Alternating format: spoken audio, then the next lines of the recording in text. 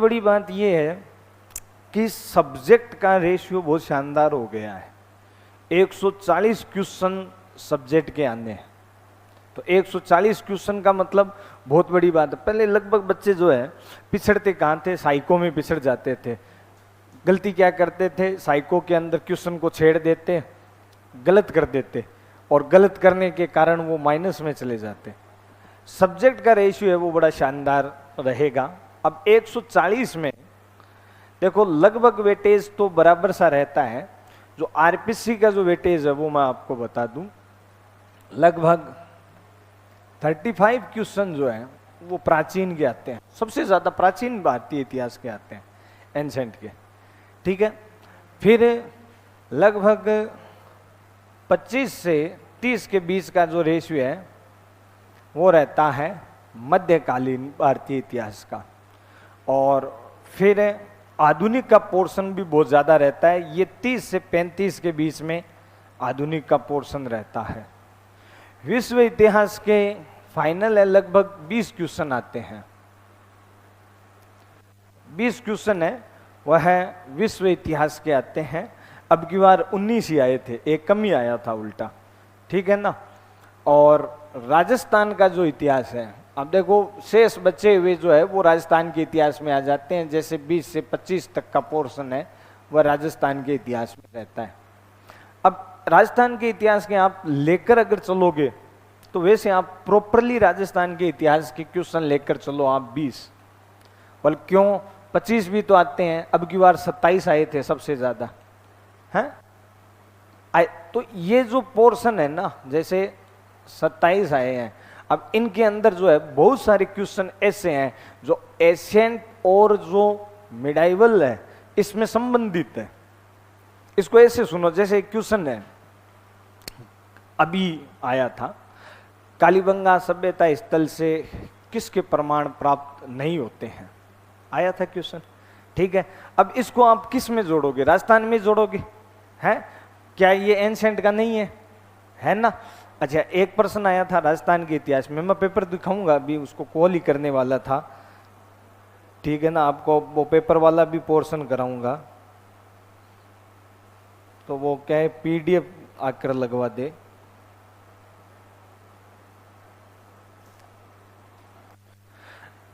एक जैसे आया था राजस्थान का ही क्वेश्चन है अपने दिन, हाँ ठीक, एक जैसे क्वेश्चन आया था राजस्थान का ही है, निम्न में से कौन सा ताम्र पाषाण कालीन स्थल नहीं है, ठीक है ना।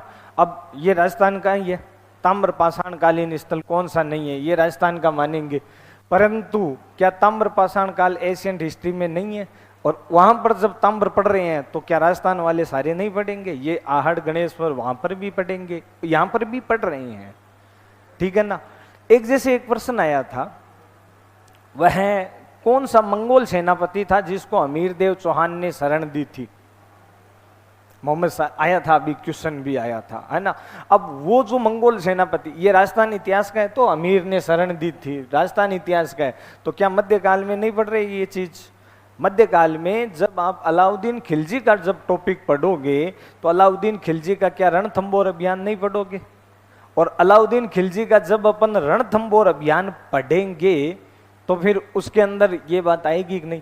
तो मैं ये कह रहा हूं कि लगभग मैं आपको गिनकर बता दूं, ज्यादा ही हो सकते हैं, 7 से भी ज्यादा हो सकते हैं जो अपन दोनों जगह पढ़ते हैं, ठीक है ना। मतलब राजस्थान के इतिहास में भी पढ़ते हैं और प्राचीन आधुनिक और इसमें मध्यकाल में भी पढ़ते हैं, ठीक है ना। तो ये रेशियो रहता है।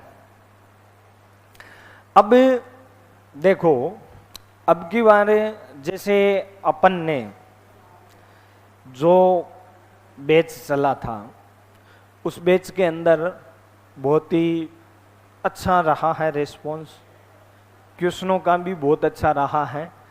अपने देखो लगभग जो है पूरा कैलकुलेशन किया हुआ है, हमने पूरा देखा है, पूरा कैलकुलेशन किया है। उस कैलकुलेशन को मैं एक बार आपके सामने रख देता हूं, आपको पता चलेगा, ठीक है ना। देखो अब वो पीडीएफ जब कल लेकर आए तो उससे पहले मैं थोड़ा सा बात कर लेता हूँ। हाँ देखो, अब की बार प्राचीन भारत का जो पोर्शन है उसमें से टोटल क्वेश्चन आए थे 34। टोटल क्वेश्चन आए 34 प्राचीन भारत में, और 34 में से 32 क्वेश्चन जो है, 32 क्वेश्चन एज इट इज अपने मैटर से आए हैं। ठीक है ना। अब 2 क्वेश्चन हैं, वो भी कौन से हैं मैं आपको बता दूंगा, वहां पर कौन से 2 क्वेश्चन है और कहाँ मिलेंगे, या फिर ये क्यों नहीं है। कुछ चीजें ऐसी भी होती है जैसे अपन क्या है कि मौखिकली वार्तालाप करते हैं, ठीक है ना, वो चीजें मैटर में अपन लिखाते नहीं है, क्योंकि कहते हैं ना कि कॉपी भरवाने का क्या फायदा है ना। तो इस प्रकार की चीजें हैं। बाकी ऐसा नहीं है कि कहीं मिलने वाला नहीं है या क्लास में उस पर चर्चा नहीं हुई है, या ऐसा भी नहीं है कि आप कॉमन सेंस से कर नहीं सकते। तो 34 में से 32 क्वेश्चन प्राचीन से आए हैं। मध्यकाल का जो पोर्शन है, अब की बार मध्यकाल के पोर्शन से 26 क्वेश्चन आए हैं।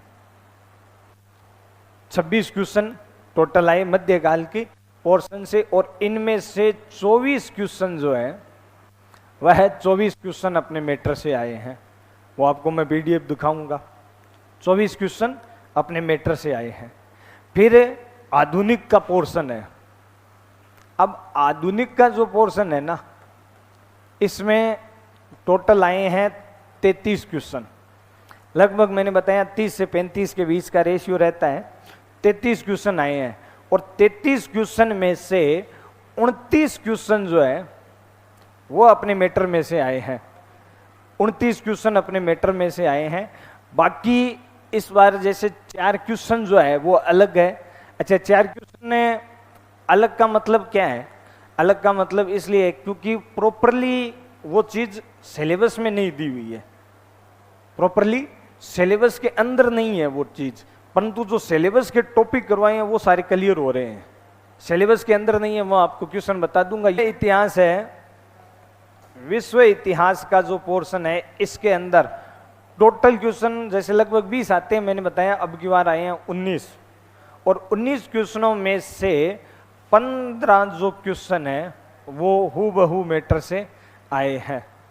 15 क्वेश्चन आए हैं विश्व इतिहास में। 16 क्वेश्चन आए हैं।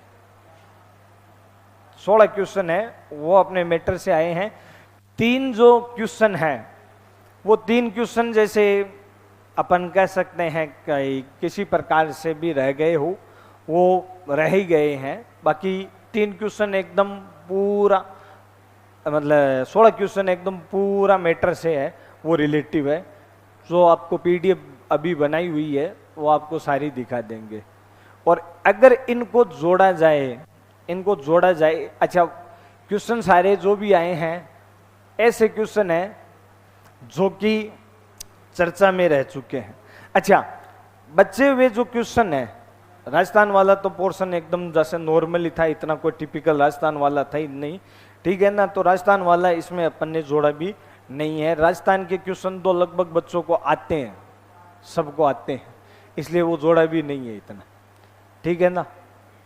अच्छा, एक बात बताऊं मैं, ये क्वेश्चन जो आने वाले हैं वो क्वेश्चन अपने मैटर की बात हो रही है, केवल मैटर की। मैं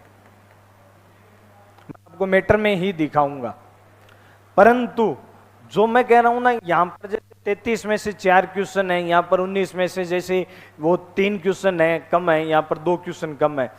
अपने जो जैसे पेपर लगे थे, उन पेपर के अंदर जो क्वेश्चन आए हैं ना, उनमें वो क्वेश्चन अप्रत्यक्ष रूप से दिए हुए थे। अगर हम सारे पेपर देखें पीछे के, मतलब क्लास टेस्ट जो कोचिंग के द्वारा लिए जाते हैं, उन क्लास टेस्टों के अंदर वो क्वेश्चन थे, ठीक है ना। एग्जाम के लास्ट टाइम में अपन ने जैसे 4-5 पेपर लिए थे, उन 4-5 पेपरों में से 4-5 पेपर लिए थे, उन 4-5 पेपरों में से पूरा जो पेपर है ये एकदम उसके आधारित था। लास्ट के अंदर जैसे यूनिट वाइज 3 तो यूनिट के लिए थे, 3 यूनिट होती है अपने पेपर के सिलेबस में, 3 यूनिट वाइज पेपर लिए थे और 2 पेपर लिए थे मेजर ऑल ओवर पूरे सिलेबस के, ठीक है। उन 5 पेपरों पर पूरा पेपर आधारित था, ये पूरा का पूरा पेपर है। और राजस्थान इतिहास का जो पोर्शन है, राजस्थान इतिहास का पोर्शन लगभग जो है, देखो अब की बार, अब जैसे मैंने आपको बताया था कि भाई राजस्थान का इतिहास है, इस राजस्थान के इतिहास के पोर्शन से जैसे 27-28 क्वेश्चन है वो आए थे, 27 क्वेश्चन आए थे, ठीक है ना। आप जोड़ लेना एक एक चीज को। अब ये जो है इनमें राजस्थान का लगभग 7 क्वेश्चन तो वही है जो प्राचीन और मध्य इनमें है, ठीक है ना। 20 क्वेश्चन राजस्थान के मैटर से थे, नॉर्मली थे, कोई ज्यादा टिपिकल वाली बातें नहीं थी। राजस्थान का कोई टिपिकल नहीं था पेपर, ठीक है ना, एकदम ही नॉर्मल आया था, ठीक है। और बच्चों को आता ही है इसलिए वो नहीं जोड़ा है, बाकी सारा कवर कर रहा है राजस्थान वाला, राजस्थान वाला भी कवर हो रहा है, ठीक है ना। और इन सब को अगर जोड़ा जाए तो आपको बता दूं 91% क्वेश्चन जो है वह आपके हूबहू नोट से आए हैं। 91%, 91% क्वेश्चन है वह नोट से आए हैं। ऑल ओवर 12 क्वेश्चन जो है, 12 क्वेश्चनों का रेशियो है, वो 12 क्वेश्चन है वह नोट्स में लिखे हुए नहीं है, क्योंकि वो कहते हैं ना अदालत सबूत मांगती है, अदालत सबूत मांगती है, तो हम वो लिखित में सबूत नहीं दे सकते उन 12 क्वेश्चनों के। बाकी 12 क्वेश्चन ऐसे हैं आप आराम से कर सकते हो, क्लास में चर्चा भी हो जाती है, क्वेश्चन पेपरों में भी वो आए हुए हैं 12 क्वेश्चन, ठीक है ना। अगर अच्छे से मैटर, अच्छा अब की बार का पेपर अनीता जी कैसा लगा आपको? लेवल का था, लेवल का तो नहीं कह सकते अपन, परंतु एकदम इजी भी नहीं कह सकते, एवरेज पेपर था पेपर। अब की बार ऐसा नहीं कह सकते कि मतलब बहुत ज्यादा हार्ड है, ऐसा भी नहीं कह सकते बहुत ज्यादा हार्ड है, मतलब बच्चे वैसे पॉलिटिकल वाला जैसे है ना, ऐसा नहीं था कि बच्चे पॉलिटिकल वाले हैं वो ढूंढते फिरें कहाँ पर है क्या है। वो तो सबके लिए, जो हार्ड है वो सबके लिए हार्ड है, जो इजी है वो सबके लिए इजी है, जो एवरेज है वो सबके लिए एवरेज है। पढ़ने वाले बच्चों के लिए ये, अच्छा अपनी क्लास के आप क्या मानोगे, अपनी क्लास के ऐसे स्टूडेंट हैं आ जाएंगे 1-2 दिन में, मैं मिला भी दूंगा। अब मेरी बात भी हुई थी, वो अभी रक्षाबंधन पर गए हुए हैं, सीधी बात है, क्योंकि वो रक्षाबंधन के बाद ही सबका प्रोग्राम है। 120, 125, 119, ठीक है, 110, 115, 90, 95, 100, ये स्कोर है। ये स्कोर देखो मैं बता दूं एक टीचर की हैसियत से, बेड स्कोर नहीं है ये। 120 बेड स्कोर है क्या? 125 बेड स्कोर है क्या? अडमान है उसके 125 है, और एक जैसे संजू को और उनको जानते हो, अच्छा स्कोर बना है सबका 110, खराब हो गए फर्स्ट पेपर में, फर्स्ट पेपर में पास नहीं हो पाए है। अब जो भी है, ये 2-3 अपने टॉपर्स है, कह रहे हैं सर 30 बन रहे हैं, अब 30 में ये सीमा पर है। अब उनके हिसाब से आरबीसी है, अभी रिट लगेगी, क्या आंसर की आगे डालेगी, कोई कह रहा है 30, कोई कह रहा है गुरु जी 1 नंबर से रह गया, फर्स्ट पेपर में आउट हो गए, बड़ा दुख है। वरना अब की बार अपने कम से कम 5 सिलेक्शन पक्के होते, और 5 सिलेक्शन हमारे बेच के हिसाब से कोई मतलब ये नहीं है कि बहुत कम था, इतना लंबा चौड़ा बेच भी नहीं था, सीमित सीटें, ठीक है ना। तो 5 बच्चों का सिलेक्शन, अपने सिलेक्शन मान रखा था, एक सर्विसमैन थे फौजी साहब, उनका मान रखा था, उनका भी नहीं हुआ, वो फर्स्ट पेपर में आउट हो गए। बाकी सब्जेक्ट का बहुत ही शानदार रिस्पॉन्स रहा है, बहुत ही शानदार रहा है। 1 2 3 4 5 6 7 8 9 10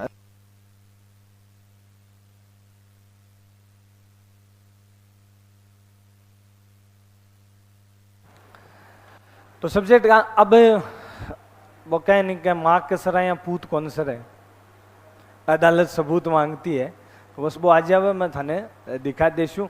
और ये रेशियो रहा है आपके सामने जो है वो, ठीक है ना। अब अपने क्या रहा,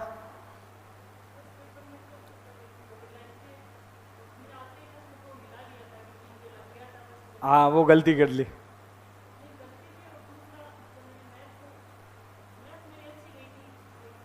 वो तो मैथ से हो, आप साइंस बैकग्राउंड रह गया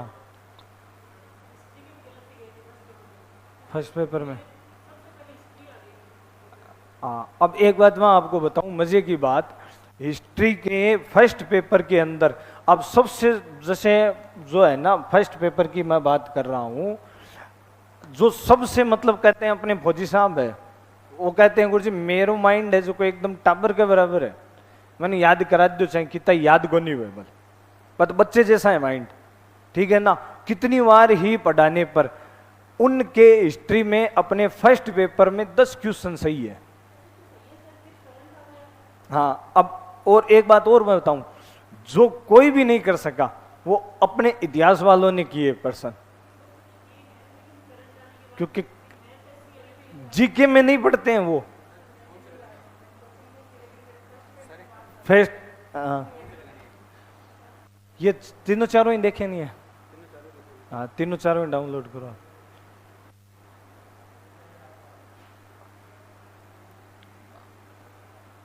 कहाँ है बता दो, मैं इंपोर्ट में कर लूंगा।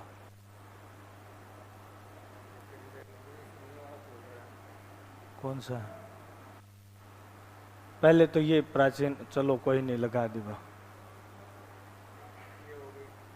हाँ तो ये कोई सी खोल दो बस, कब बारी से वैसे।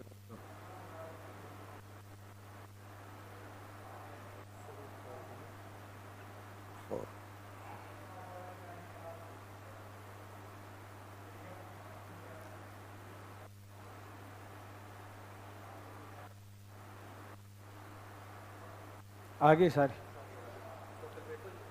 74 पेज है क्या, चलो ठीक है, हाँ आगे पीछे निकालेंगे।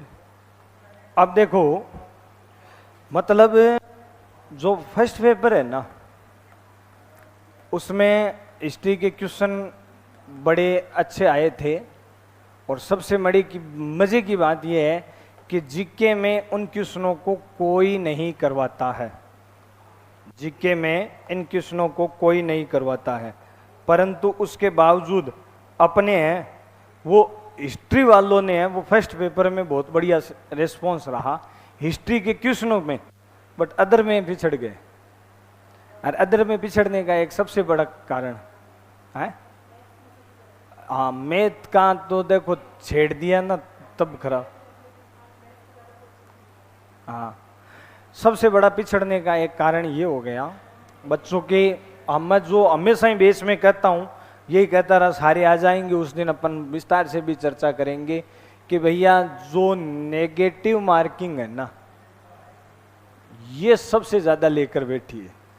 पहले दिन से ही यही गलती करते रहे, गलत मत करो गलत मत करो बताया था, सबको कहा था, परंतु हमेशा बस वही चीज है, उस पर गौर नहीं किया, क्वेश्चन ज्यादा कर दिए, और नेगेटिव होने के कारण फर्स्ट पेपर पास न होने का कारण है नेगेटिव मार्किंग सबका।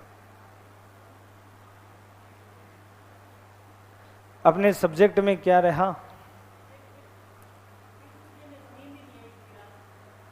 तो सब्जेक्ट खराब कर दिया गया।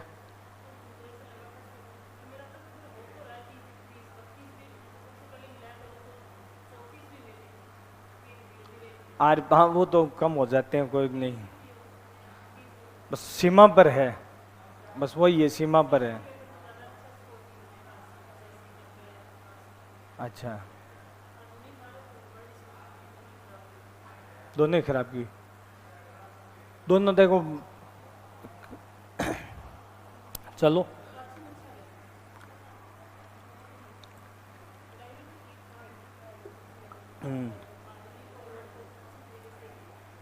वर्ड के तो जैसे आते क्वेश्चन नॉर्मली है हमेशा, ठीक है ना, 20 क्वेश्चन आते हैं, ये पोर्शन यही रहता है, और जैसे देखो बड़ाई करने की बात नहीं है, पर अब जानकारी के अनुसार अपना ठीक है मैटर लगभग कवर कर रहा था और अच्छा रहा है, 90% कवर कर रहा है। अब 90% में आराम से सिलेक्शन है, तो 90% में कोई ये थोड़ी है कि सिलेक्शन नहीं हो।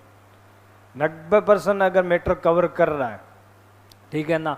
लोग तो किताबों का कहते हैं, बोले फलानी किताब उसमें 90% आ रहा है। अब क्लास नोट्स में 90% आना अपने आप में बहुत बड़ी बात है, ठीक है ना। और 90% कवर हो रहा है आपके सामने है। देखो अपन अब प्रश्नों पर चर्चा करते हैं। हाँ देखो, एक प्राचीन भारत का ये एशुलियन औजार है, किस काल से संबंधित है? इसका जो सही उत्तर है वो क्या होगा? देखिए ये आपको जैसे थोड़ा बड़ा कर दूं तो मैं शायद दिखाई दे, दिख नहीं रहा है क्या? चलो वो कह नहीं कहे, अगर अंध होवे तो लकड़ी को थोड़ा सारो तो पाप हो जाए। यहाँ पर आपको एशुलियन नाम तो एकदम दिखाई दे रहा ही है, थोड़ा बहुत है ना। ये देखो एशुलियन नाम लिखा हुआ, एकदम इजी क्वेश्चन है ये, ठीक है ना, इजी क्वेश्चन है। अब इसको मैं आपके लाइफ टाइम के लिए याद करवा देता हूं, आपकी जिंदगी भर ये याद रहेगा। देखो निम्न पूरा पाषाण काल है, इसमें 2 प्रकार के औजार होते थे, ठीक है। एक तो पेबुला और दूसरा एशुलियन। ये 2 प्रकार के औजार हैं, वो निम्न पूरा पाषाण काल के अंदर होते थे। अब इससे जी आगे कहाँ मिले, क्या मिले, क्या होता है, आगे चलने की जरूरत ही नहीं है, ऊपर से ही पूछ लिया कि एशुलियन औजार मुख्यतः किस कालखंड से संबंधित है। किस कालखंड से संबंधित है? निम्न पूरा पाषाण काल से संबंधित है। और ये देखो निम्न पूरा पाषाण काल यहाँ से ही शुरू होता है, ठीक है। इसमें 2 प्रकार के औजार होते हैं, पेबुला उपकरण और एशुलियन उपकरण, बस केवल नाम ही देखना है। पेबुला क्या होते हैं? जो नदियां होती है ना, नदी के साथ जो पत्थर बहकर आते हैं वो क्या है कि जैसे गोल हो जाते हैं, चिकने हो जाते हैं, उनको बोलते हैं पेबुला। और सबसे पहले भारत में जो अपने को मिला है ना, वो हस्तकुठार मिला है, वो हस्तकुठार एशुलियन ही है, ठीक है ना, जो मद्रास संस्कृति के नाम से जाना जाता है। अब ये जो प्रश्न है वो लगभग सभी का सही है। अब देखो, एक ताम्र पाषाण कालीन स्थल महाराष्ट्र में नहीं है, महाराष्ट्र में जो नहीं है उसकी बात हो रही है, ठीक है ना। तो महाराष्ट्र में कौन सा नहीं है? देखो आप या तो महाराष्ट्र वाले सभ्यता स्थल है वो देख लो, उनके लिखाए हुए हैं, दहमाबाद है, नेवासा है, दहमाबाद है, नेवासा है, सोनेगांव है, ये सारे महाराष्ट्र में। और नवदा टोली ये कहाँ है? ये नवदा टोली यूपी में। ये देखो नाम दिख रहा है ना, नवदा टोली, आपको आराम से कर सकते हो कि भाई ये नवदा टोली है, वो यूपी के अंदर है, ठीक है ना। और बाकी कहाँ है? महाराष्ट्र के अंदर है। ये नवदा टोली रहा, नवदा टोली दिखाई दे रहा है, ठीक है ना। तो ये नवदा टोली क्या है? महाराष्ट्र में नहीं है, ये यूपी के अंदर आ गया है। अच्छा अब आगे देखो, सामवेद है, इसका उपनिषद है, सामवेद का उपनिषद। नॉर्मल क्वेश्चन है, कोई टिपिकल नहीं है, ये नहीं कहता भी हमने लिखा है, सब जगह मिलता है। पर अपन ने क्या है, वैदिक सभ्यता में हर वेद है, जैसे ऋग्वेद है, इसके उपनिषद, यजुर्वेद के उपनिषद है, और यजुर्वेद के दोनों। इतना डीपली भी अगर प्रश्न आ जाता कि शुक्ल यजुर्वेद का कौन सा है, कृष्ण यजुर्वेद का कौन सा है, तो शुक्ल के देख लो है, और ये कृष्ण के। फिर ये देखो सामवेद के ये जो है केन है, छंदोग्य है, ये छंदोग्य आ गया है ना, छंदोग्य।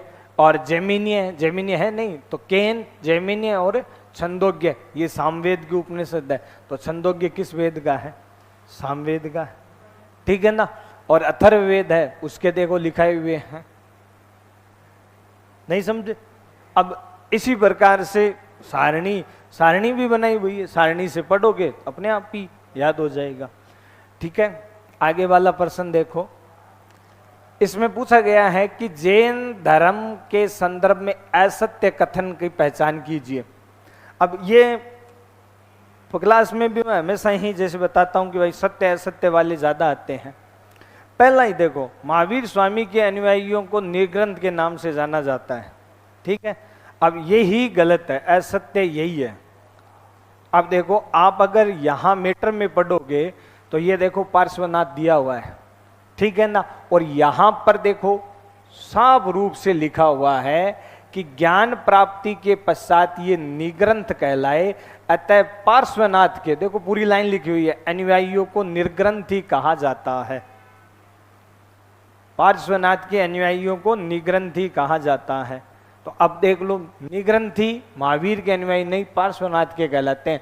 बस पहली लाइन पढ़ते ही समझ में आ जाता है, बोला हाँ यही होगा। आ गया ना? अच्छा, आगे चलते हैं। बेसनगर गुरुड़ स्तंभ की स्थापना करने वाले हेलियोडोरस किस शासक का राजदूत था? तो हेलियोडोरस है वह एंटियालकिडस जो है इसका राजदूत था।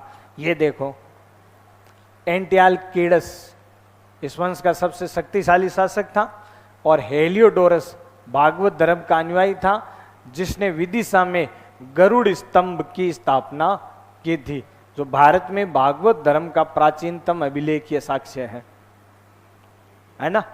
तो किसका था? एंटियालकिडस का था। अच्छा, इंडो ग्रीक सिक्कों के बारे में है, ठीक है ना। सिक्कों वाला पोर्शन तो जैसे सबसे पहले अपन पढ़ते हैं ना, जैसे इंट्रोडक्शन, उसी इंट्रोडक्शन में ही आ जाता है, और ये इंट्रोडक्शन के अंदर ही लिया हुआ है। क्या देखो बातें हैं इसमें, थोड़ा सा ये क्या है कि भाई सबके स्क्रीनशॉट खींचे हुए हैं ना, इस कारण से वो धुंधले दिख रहे हैं। मैं आपको जैसे फोन में ट्रांसफर कर दूंगा तो आप आराम से देख लोगे, ठीक है ना। इंडो ग्रीक सिक्कों के विषय में, ये सिक्के सांचे में डाले जाते थे, बिल्कुल सही है, सांचे में डाले जाते। इन सिक्कों पर शासक का नाम व चित्र अंकित होता था। आपको ज्ञात है, इंडो ग्रीक सिक्कों पर ही सबसे पहले चित्र व लेख का अंकन हुआ है भारत में। भारत में चित्र व लेख युक्त सिक्कों का प्रचलन किसने किया था? इंडो ग्रीक शासकों ने किया था। ये सिक्के द्विलिपि में अभिलिखित थे। ये देखो, ये बातें सारी यहां पर आपको मिल जाएगी, ठीक है ना। इंडो ग्रीक सिक्के, ये रहा टॉपिक, यहां से शुरू है इंडो ग्रीक सिक्के। और इसके अंदर देखो, ये जो सिक्के हैं वह डाले जाते थे, और चित्र व लेख युक्त सिक्कों की शुरुआत यहीं से होती है। और ये द्विलिपि में, ये देखो ये लाइन स्पष्ट रूप से लिखी हुई है, द्विभाषी लिपि के अंदर है। और इन सिक्कों पर पंच निगम का उल्लेख होता था, यही असत्य है। पंच निगम का मतलब क्या है? जो श्रेणी होती थी, ठीक है ना, उसका उल्लेख इंडो ग्रीक काल में नहीं था, उसके बाद के समय में था। इंडो ग्रीक सिक्कों पर नहीं था पंच श्रेणी का, ठीक है। तो ये प्रश्न अपने आप ही हो गया। परंतु इतने से ही, ये 3 सही है, ये 5 मतलब थोड़ा सा कि ही अगर पढ़ा हुआ है ना, ये वो आराम से ये प्रश्न कर रहा है। 90+ तो अपने खूब है बच्चे, 90+ वाले तो बच्चे खूब है लगभग। और ये गुप्तकालीन जो मंदिर है, अब इसमें जैसे दसपुर का जो गुप्तकालीन मंदिर है ना, इसका जो निर्माण है वो किस श्रेणी ने करवाया था? किस श्रेणी ने करवाया था? पटवाई श्रेणी ने। परंतु देखो, इसकी जानकारी कहां पर मिलती है? इसकी जानकारी अपने को मिलती है जो अपने मंदसौर का अभिलेख है ना, इस मंदसौर के अभिलेख में इसकी जानकारी प्राप्त होती है। ये देखो, मंदसौर का जो अभिलेख है उसमें जानकारी प्राप्त होती है। अब इसमें एक थोड़ा सा संशय है, क्या? हाँ, मंदसौर अभिलेख के अनुसार तो क्या है? तंतुआय श्रेणी, ठीक है। और आरपीसी जो है वो लिख रही है क्या? पटवाई श्रेणी, ठीक है ना। आरपीसी ने पटवाई श्रेणी उत्तर माना है, तो इस पर जैसे रिट लगाई हुई है, ठीक है ना। अभिलेख में तंतुआई है, और ये देखो इसमें स्पष्ट रूप से लिखा हुआ है कि यहाँ लाट प्रदेश से आने वाली जो तंतुआय व्यापारियों की श्रेणी द्वारा इस सूर्य मंदिर का निर्माण करवाया गया। बट आरपीसी ने जैसे पटवाई श्रेणी माना है, तो इसका क्या आधार है वो अपन देखेंगे। इस पर रीट लगी है, ठीक है ना, तो होगा इसका सही उत्तर तंतुआय ही। तो अब ऐसे क्वेश्चन है वो तो रीट वाले हैं, बाकी अपने सिलेबस में ये हो रहा है। अच्छा, अब देखो गुप्तकालीन सिक्कों के बारे में है। गुप्तकालीन सिक्कों में, तो गुप्तकालीन सिक्कों की अगर बात करें तो दो जगह अपन पढ़ते हैं गुप्तकालीन सिक्कों को, दो जगह।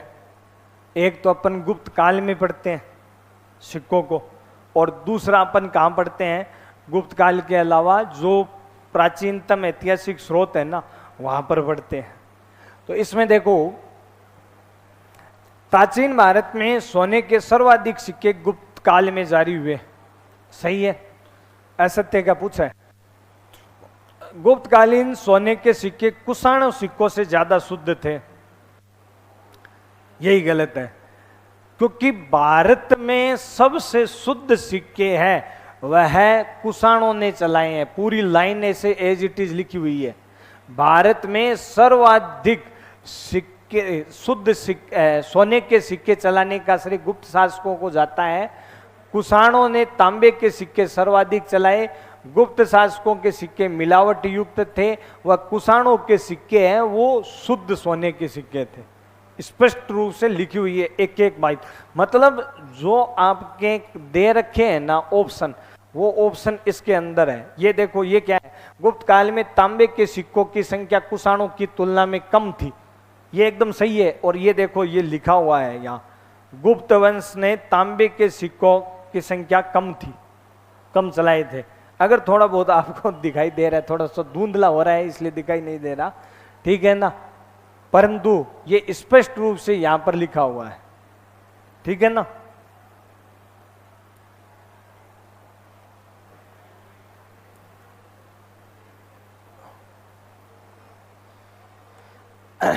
तो इसका जो सही उत्तर है ना वो यही होगा। कुषाणों ने जो सिक्के चलाए थे वो शुद्ध सोने के सिक्के थे, याद रखना। भारत में अब ये जो पेपर है ना अपन जो कर रहे हैं, ठीक है ना, नेक्स्ट एग्जाम में आपको मैं गारंटी देता हूं 25% इस पेपर से कवर हो जाएगा। क्यों कवर क्यों हो जाएगा, आसपास की जो सारी चीजें उससे रिलेटिव पर्सन आएंगे, ठीक है ना। अब की बार ये आ गया, अगली बार कोई दूसरा आ जाएगा, बाकी आसपास का रेशियो रहता है, 25% खूब होते हैं।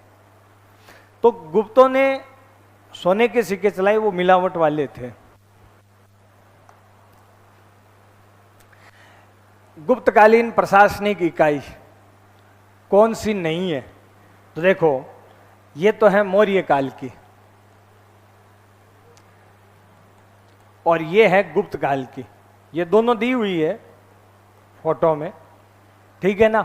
अगर केवल मौर्य काल याद है तो आप कर सकते हो। देखो ये मौर्य काल में आ गया आहार, आहार गुप्त काल में नहीं था, किस काल में था, मौर्य काल में था, आ गया ना उत्तर।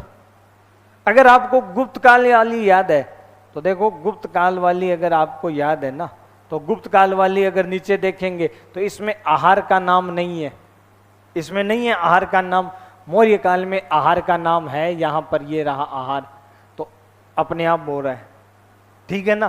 केवल ऊपर ऊपर का पोर्शन है, केवल साम्राज्य का जैसे डिवाइडेशन लिखाते हैं ना, केवल वो थोड़ा सा याद है तो उतने में हो जाएगा।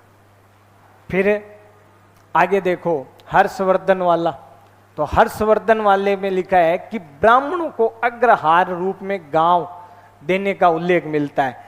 हर्ष ने जो ब्राह्मणों को गांव दिया, गांव दान में देने की जो प्रथा होती थी उसको अग्रहार भूमि कहते थे, उसी के लिए है।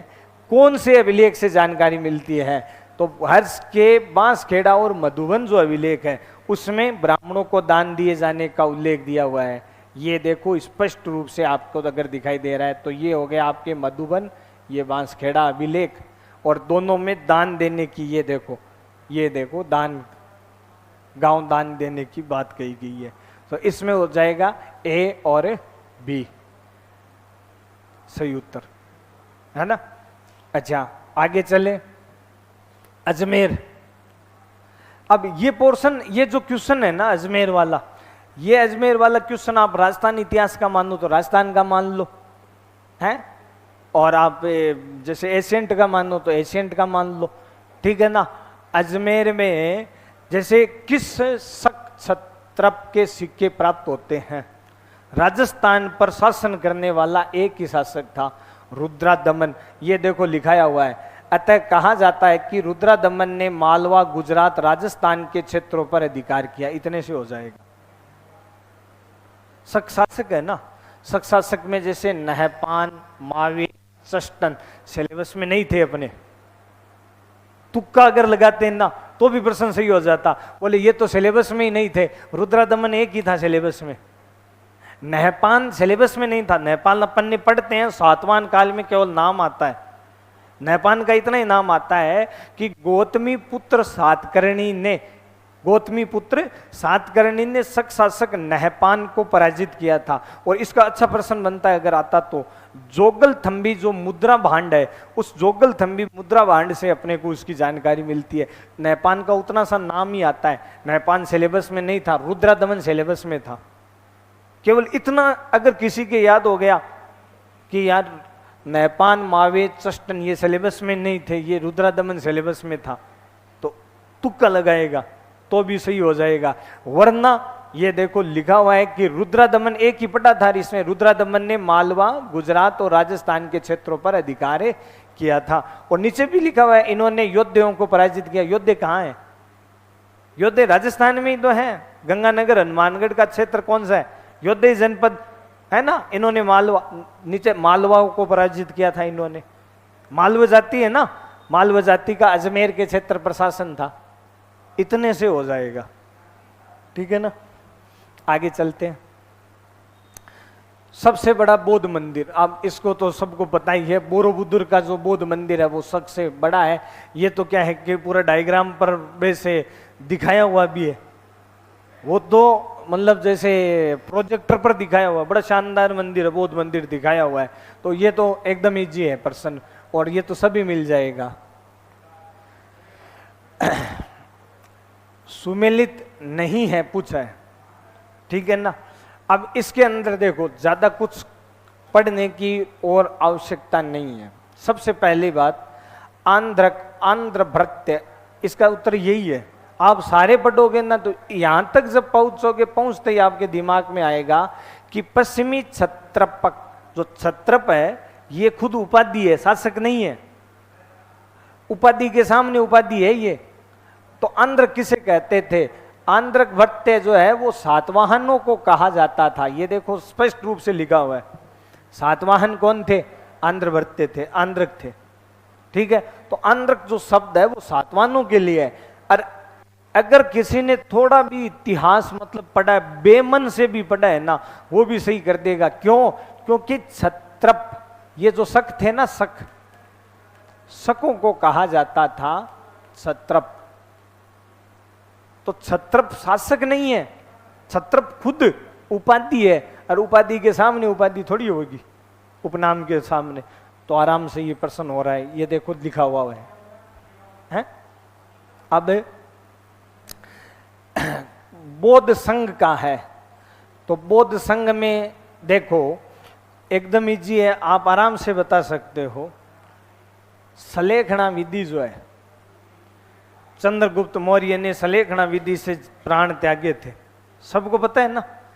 चंद्रगुप्त मौर्य ने सलेखना विधि से प्राण त्यागे थे। तो चंद्रगुप्त मौर्य कौन से धर्म का अनुयायी था? जैन धर्म का अनुयायी था। ये पूछ रहा है बौद्ध धर्म में कौन सा नहीं है, तो बौद्ध धर्म में सलेखना नहीं है ना। अच्छा, और तो थी, जैसे ये देखो ये चीजें, उपोषित है, परवारणा है, वर्षावास है। ये वर्षावास, उपोषित, परवारणा, वर्षावास का तो सभी पता है, ठीक है ना। और सलेखना इससे संबंधित नहीं है, ये तो इजी है। फिर भी उपोषित, वर्षावास, परवारणा, इनके बारे में जैसे लिखाया हुआ है। परवारणा क्या होता है, उपोषित क्या होता है। ये जैसे कपड़े चेंज करते थे, एक जगह मिलते थे, हर 15 दिन के बाद में वर्षावास मतलब एक स्थान पर रहते थे, वो चीजें बस बताई हुई है सब। और ये तो इजी है, तो आगे देखो, ये प्रश्न है एक, कौन सा असत्य है? मथुरा कला बुद्ध की मूर्तियां, मथुरा कला में बुद्ध की मूर्तियां यथार्थवादी थी। बामियान में गंधार शैली की मूर्तियां मिली है, गंधार कला शैली आदर्शवादी थी। इस प्रकार से ये प्रश्न आया है। मतलब मौर्योत्तर काल में आता है गंधार शैली और मथुरा शैली, और गंधार शैली और मथुरा शैली का अंतर करते हैं। देखो ये रही मथुरा शैली, पूरी मथुरा शैली की विशेषता लिखाई हुई है। ये रही आपके गंधार शैली, यहाँ ये रही गंधार शैली, पूरी गंधार शैली की विशेषता आ गई। ठीक है, सबसे पहला नाम ये देखो, गंधार शैली के अंदर बामियान, ये आ गया ना बामियान, गंधार शैली का प्रमुख केंद्र है। आपको देखो स्पष्ट रूप से दिख जाएगा, ये देखो नाम बामियान, बामियान। और ये देखो क्या लिखा हुआ है, यहां से गंधार शैली की सर्वाधिक प्रतिमाएं प्राप्त होती है। अतः है गंधार शैली का क्या कहा जाता है, इसे केंद्र कहा जाता है। ये आ गया ना। अच्छा, अब एक बात और है, इनकी विशेषताओं में आती है। इन्होंने क्या किया, उल्टा कर दिया। मथुरा शैली जो है ये तो क्या है, आदर्शवादी है। आदर्शवादी कैसे है, इसके अंदर नग्नता नहीं है, नग्नता नहीं है। और गंधार शैली जो है वो यथार्थवादी है। यथार्थवादी मतलब इसके अंदर नग्नता है। ठीक है ना, जैसा का तैसा ही इसमें चित्रित कर दिया गया है, परंतु इसमें नग्नता नहीं है। उल्टा लिख दिया तो जो आदर्शवादी है उसको यथार्थवादी कह दिया, यथार्थवादी को आदर्शवादी कह दिया। और बामियान गंधार शैली का केंद्र है, तो इसका सही उत्तर हो जाएगा केवल 2। हो गया ना, केवल 2 इसका सही उत्तर होगा। ठीक है, हाँ ये देखो, अगर इसमें बच्चा कोई कंफ्यूज नहीं हुआ है, ठीक है ना, अगर कंफ्यूज नहीं हुआ है ना, तो वो पक्का कर देगा। और अगर कंफ्यूज हो गया है ना, तो फिर वो गलत करके आएगा, 1 और 2 करके आए, 1 और 3 करके आएगा पक्का, कि ये आदर्शवादी है, ये यथार्थवादी है। ठीक है ना, अगर कंफ्यूज नहीं हुआ। बाकी थोड़ा भी इसको इतना ही याद है कि मथुरा शैली है वह आदर्शवादी है, नग्नता नहीं है, और गद्दार शैली में नग्नता है। इतना अगर किसी को ज्ञात था ना, तो सही हो जाएगा। और एग्जाम हॉल के माइंड की बात होती है, कई बच्चों ने गलत किया है, इसलिए बता रहा हूं। ये प्रश्न जो है ये लिखाया नहीं, मैंने कहा था ना एक प्रश्न आपको लिखाया हुआ नहीं मिलेगा, ये अपने मैटर में नहीं लिखाया हुआ है। ये बताते हैं, पर वो क्या अदालत सबूत मांगती है, बस वही है, बताते हैं। ठीक है ना, ये लिखाया हुआ नहीं है। अब इसमें आप आराम से कर सकते हो। कुरुओं के जिस भूभाग पर बताते हैं, पूरा एकदम जैसे डायग्राम बना करके, पूरा चित्र बना करके, जो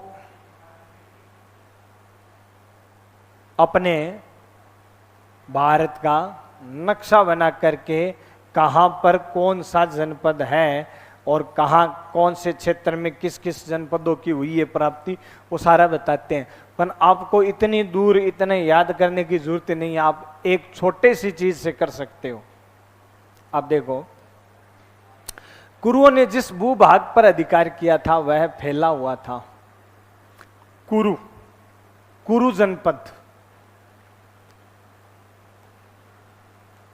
कुरु जनपद है, कहां पर था? दिल्ली, हरियाणा और राजस्थान। कुरु जनपद में आता है राजस्थान का हिस्सा। ठीक है, दिल्ली, हरियाणा और राजस्थान। अब इसी आधार पर है वो, देखो सीधा सा उत्तर हो रहा है। अगर आप करना चाहो तो आपके हिसाब से बताओ, केवल इतने से हो रहा है। राजस्थान नाम आया है ना, राजस्थान नाम आया है तो सरस्वती नदी, राजस्थान हरियाणा इसके बीच में ही था। घग्गर नदी हो गई तो घग्गर नदी, तो गंगा नदी से घग्गर नदी। अच्छा, दिल्ली का क्षेत्र आगे तक जाता है, यमुना के क्षेत्र तक आता है, और हरियाणा का जो क्षेत्र है वह भी इस तरफ आ गया, पंजाब का क्षेत्र हो गया, इधर राजस्थान आ गया, और उससे आगे चले तो दिल्ली के बाद इधर अपने हरियाणा, हरियाणा के बाद यूपी के अंदर गंगा का आ गया। तो गंगा से सरस्वती नदी के बीच का जो क्षेत्र है वही कुरुक्षेत्र के अंतर्गत आता है। और केवल इतने से सरस्वती नदी नाम से आप कर सकते हो, अगर तुक्का भी लगाओ तो। ठीक है, दूसरी बात बताते हैं इसका क्षेत्रफल कहां कहां था, कुरुओं ने साम्राज्य विस्तार कितना किया था। तो साम्राज्य विस्तार इनका गंगा तक था। ठीक है ना। अब रही बात, जैसे वैतरणी नदी है और वराह नदी, ये पंजाब के क्षेत्र में ऊपर चली गई है। उत्तरी गंगा से गोमती नदी तक का क्षेत्र है, तो दोआब का क्षेत्र है, वो इधर बंगाल के क्षेत्र में हो गई। ठीक है ना। और सॉरी, बंगाल नहीं, अफगान के क्षेत्र में हो गई। गंगा से फिर गोमती तक, मतलब अफगानिस्तान तक चला गया। और गोदावरी घाटी ये एकदम दक्षिण में चला गया, एकदम दक्षिण में। ये तो अपने आप ही हो जाता है, ये अपने आप ही हो जाता है। इन दोनों में कंफ्यूजन होती है। और जिसको थोड़ा बहुत भी वैदिक काल में गोमती का पता है, अफगान के क्षेत्र में आती है, तो आराम से कर सकते। मतलब मैटर जो क्लास का ही है, वो अगर थोड़ा बहुत ज्ञान है तो ये कर सकते हैं। बाकी सही बात है, कौन से जनपद किन किन नदियों के बीच में, हर जनपद का, गंगा घाटी के क्षेत्र में ही थे लगभग 10 जनपद, इतना जरूर लिखाते हैं। ठीक है ना। तो ये चीज भी आप कर सकते हो कि 10 जो जनपद है वो गंगा घाटी के क्षेत्र में थे, गंगा का जो मैदान है उसमें थे। अगर किसी को ये ज्ञान है, ठीक है ना, तो वो क्या करेगा कि गंगा के क्षेत्र के अंदर इसको प्राथमिकता देगा। फिर राजस्थान नाम आया है तो सरस्वती को प्राथमिकता देगा। इतना दिमाग लगाकर भी कर सकते हैं, ऐसा नहीं कर नहीं सकते, इतना दिमाग लगा करके थोड़ा सा कर सकते हैं। और अगर दिमाग न चले तो वो मैंने इनमें गिना भी नहीं है, इसको गिना नहीं है क्योंकि लिखाया हुआ नहीं है। ठीक है। और बता दूं मैं आपको, किताबों के अंदर भी ये से नदियों के कौन सा जनपद किन किन नदियों के बीच की सीमा है वो नहीं है, केवल गंगा घाटी के मैदान वाले हैं। ठीक है। और चित्र वगैरह मिल जाएंगे, वो बताते हैं। सूंगकालीन धार्मिक जो है उसमें संबंध में गलत कर्षण का चयन करना है सूंग काल के अंदर। तो इसमें देखो जैसे आया है प्रश्न कि भागवत धर्म का उदय इस काल में हुआ, सही है। यवन हेलियोडोरस ने भागवत धर्म ग्रहण किया था, जो गरुड़ स्तंभ की स्थापना करने वाला है, सही है। गरुड़ स्तंभ लेख के अनुसार दम, भक्ति और प्रमदा से स्वर्ग प्राप्त किया जा सकता है। ये गरुड़ स्तंभ पर बात ही नहीं लिखी हुई है, ये रहा गरुड़ स्तंभ, और इसमें इस प्रकार का कोई उल्लेख नहीं है। इसमें शुंग वंश में बने भागवत धर्म की ही जानकारी प्राप्त होती है। ठीक है ना। तो इसमें गरुड़ स्तंभ में प्रमदार इसका उल्लेख नहीं है। हाँ, पंचवीर है तो भागवत धर्म में पंचवीरों की पूजा होती है ना। पंचवीर कौन कौन से हैं? जैसे बलराम है, वासुदेव है, कृष्ण है, और कृष्ण के जो पुत्र है सांब, और सांब के अलावा एक है अनिरुद्ध। ठीक है ना। इन पंचवीरों की पूजा होती है भागवत धर्म में, तो ये सही है। परंतु भक्ति में स्वर्ग प्राप्ति का उल्लेख नहीं है, स्वर्ग का अपने उल्लेख ही नहीं है। अपना जैन दर्शन देख लो, बौद्ध दर्शन देख लो और हिंदू दर्शन देख लो, मोक्ष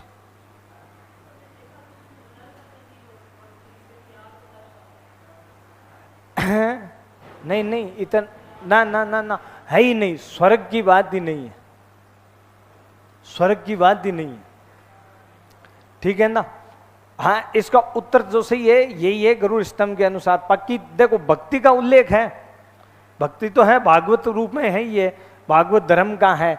परमदा, स्वर्ग की बात नहीं है, ये बात मेन बात ये गलत है, परमदा से स्वर्ग की प्राप्ति है ना, स्वर्ग न है ना उसके नहीं है। अपना सीधा सा कहीं जाने की जरूरत ही नहीं है, सीधा सा देखो जैन धर्म में क्या है, मोक्ष, बौद्ध दर्शन में मोक्ष, हिंदू दर्शन में मोक्ष। स्वर्ग वाली यहां पर नहीं है, केवल बाहरी दर्शन में ही है। ईसाईयत, ईसाई धर्म है ना, ईसाई धर्म में है और स्वर्ग नरक की बात है, मरने के बाद स्वर्ग जाएंगे।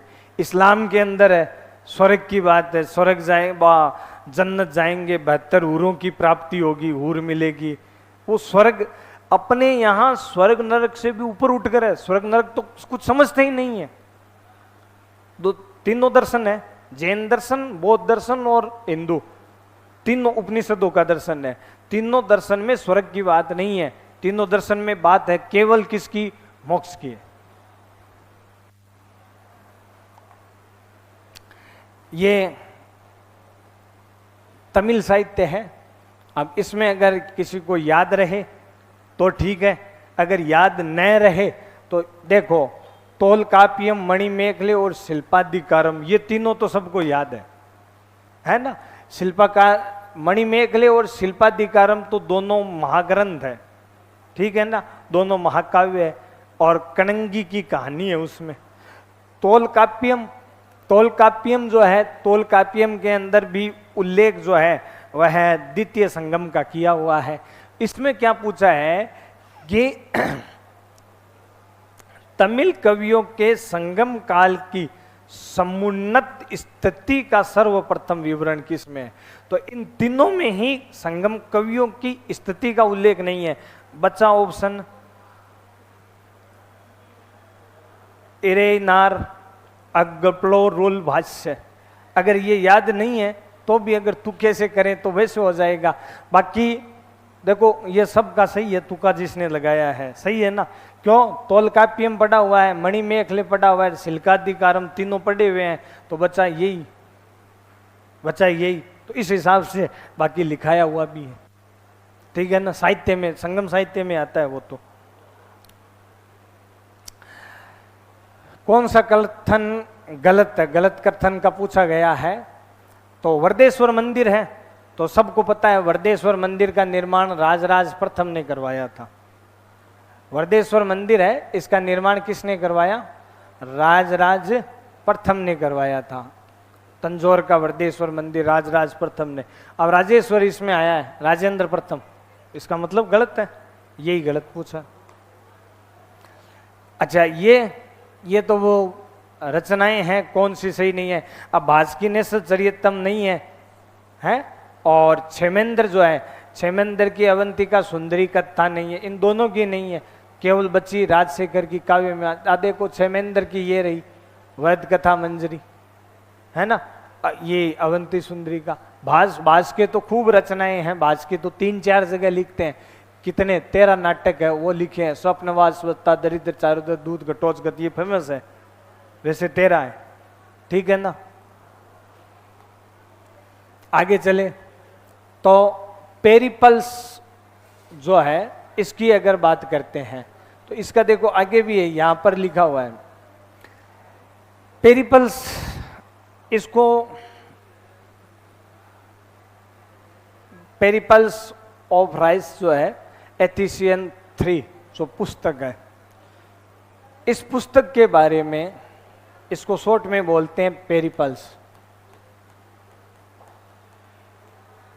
पूरा नाम था पेरिपल्स ऑफ एसिथ्रिन्स, ठीक है, लाल समुद्र की यात्रा वृत्तांत, ठीक है ना। अब ये पुस्तक है, यहां पर आगे भी ये प्रश्न मेरा दोबारा आगे है वो जोड़ा हुआ है यहां पर, इसके अलावा भी प्रमाण है। ये पुस्तक जो है देखो, मौर्य काल में, सातवाहन काल में, मैंने आप सब जगह से उठा करके और फिर भी एक आगे बनाया है, एक आगे आ जाएगी चित्र। सातवाहन काल में और शक काल में, संगम काल में, तीनों जगह, तीनों चारों जगह ये पुस्तक आती है, इसका प्रमाण आता है। ये पुस्तक रोमन इतिहासकार द्वारा लिखी गई है, एकदम सही है। पहली लाइन तो ये। दूसरी लाइन, इस पुस्तक से प्राचीन भारतीयों की सामुद्रिक गतिविधियों की जानकारी मिलती है। बिल्कुल, अपन जैसे जो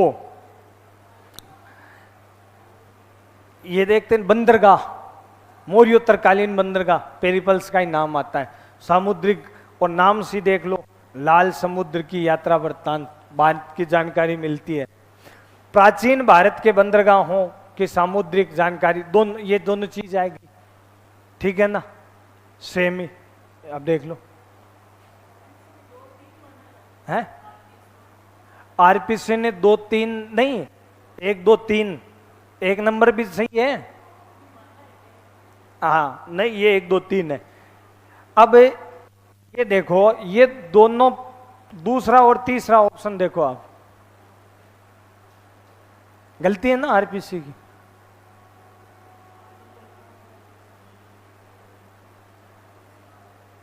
है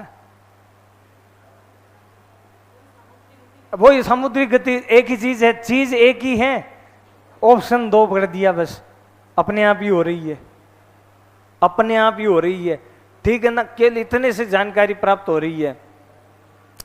तो अब देखो, पेरिपल्स, इसके राइटर का हमें नहीं पता, ठीक है ना, मैंने इस पेरिपल्स को बहुत याद करवाया है स्टूडेंट को, याद इसलिए ऐसा ही करवाया है भाई, और तो इसका थोड़ा विस्तार से आ गया, और जगह जगह इसके एग्जाम्पल आए हैं। पूरे प्राचीन काल में आपको मैंने बता दिया, मौर्य काल, सातवाहन, शक और संगम काल, तीनों जगह नाम आते हैं इसके, ठीक है ना, चारों जगह इसके बारे में अपन चर्चा करते हैं, बंदरगाहों पर भी चर्चा करते हैं, नाम इनके आते रहते हैं। क्वेश्चन ये रटवाया था मैं, क्यों याद रखना, इस पुस्तक के राइटर का पूछ सकते हैं, यही कहा था, और राइटर का नाम जैसे अप्रत्यक्ष रूप से आ गया, इसके राइटर का पता नहीं चलता। और प्रश्न बनाए ना आरपीसी अगर, तो ऐसा प्रश्न अच्छा बनता है कि पेरिपल्स ऑफ एशियन 3 जो है, इसके राइटर कौन है, और फिर लास्ट में दे दे इनमें से कोई नहीं, तो ऐसा प्रश्न में क्यों बन सकता है, तो ये जरूर करवाया था, ठीक है ना। तो इन कालों में अलग अलग जगह जो है वो अपन पढ़ते हैं इसको, ठीक है। आगे आ जाएगा, तीनों चारों कालों के चित्र भी वैसे एक बनाई थी मैंने, ये देखो राजस्थान से भी संबंधित है और प्राचीन से भी। अभी आपको मैंने बताया था, उत्तर पूरा पाषाण कालीन स्थल कौन सा है, बूढ़ा पुष्कर है। ये देखो राजस्थान में ये नाम दिया हुआ बूढ़ा पुष्कर, उत्तर पूरा पाषाण कालीन, बेड़च, कादमली घाटी और बूढ़ा पुष्कर, ये उत्तर पूरा पाषाण काल के हैं, गुजरात के, बिहार के, यूपी के, सबके दिए हुए, ठीक है ना। अब आगे देखो, सिंधु घाटी स्थल बलूचिस्तान में स्थित नहीं है। अगर आपको इतना पता है, संगोल ये कहाँ पर है, संगोल पंजाब के अंदर है, संगोल कहाँ पर है, पंजाब में, तो आप सही कर दोगे, वरना ये देखो बलूचिस्तान के स्थलों के नाम लिखाए हुए हैं, ठीक है ना, तो आप कर दोगे आराम से। बिंबिसार में व्यवहारिक महामात्र किसे कहते थे, ये देखो लिखा हुआ, व्यवहारिक कौन होता था, न्यायिक महामात्य, न्यायाधीश, ठीक है। आगे चंद्रगुप्त मौर्य का एकमात्र अभिलेख है साक्ष्य, तो ये तो सबको पता है, ये तो रटवाया हुआ है। जूनागढ़ अभिलेख जो है, ये रुद्राजमन का जूनागढ़ अभिलेख है, जिसमें चंद्रगुप्त का नाम मिलता है, चंद्रगुप्त, अशोक और चंद्रगुप्त दोनों का नाम मिलता है, ठीक है ना। फिर किस नगर का निर्माण अशोक ने करवाया था, तो अशोक ने ललित पाटन का निर्माण करवाया था नेपाल में, और कश्मीर में श्रीनगर का निर्माण करवाया था, और इसकी बेटी ने नेपाल में देवपाटन का निर्माण करवाया था। ये स्पष्ट रूप से ये देखो लिखा हुआ मिल जाएगा आपको, ललित पाटन का निर्माण करवाया था।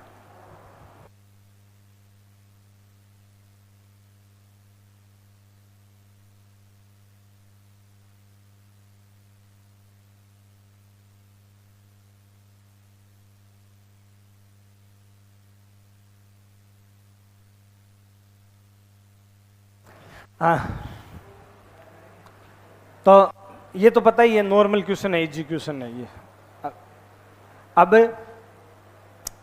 गुप्तचरों को एरियन ने क्या कहा था, ठीक है ना, ये देखो एरियन है, मेगस्थनीज ने इसे ओवरसियर कहा था, और एरियन और स्ट्रेबो ने इंस्पेक्टर के नाम से संबोधित किया था, ये लिखाया हुआ है। मेगास्थनीज, स्ट्रेबो, एरियन, है ना, गुप्तचर व्यवस्था जो थी उसके बारे में। सिंधु घाटी में पॉलिश युक्त पाषाण खंड, तो ये सबको पता है ना, पॉलिश युक्त, धोलावीरा से जो साइनिंग बोर्ड, वही है साइनिंग बोर्ड। और यही देखो धोलावीरा का ये जो साइनिंग बोर्ड है ना, ये बहुत बड़ी प्रमाण की चीज है। जो ये कहते हैं ना कि अशोक ने जो स्तंभ स्थापित करने की कला बाहर से सीखी थी, उसके लिए बहुत बड़ा प्रमाण है। क्योंकि स्तंभ जो पॉलिश युक्त है ना, अशोक के पॉलिश युक्त स्तंभ, वो अपने इसी सिंधु कला से संबंधित है, सिंधु काल के ही है।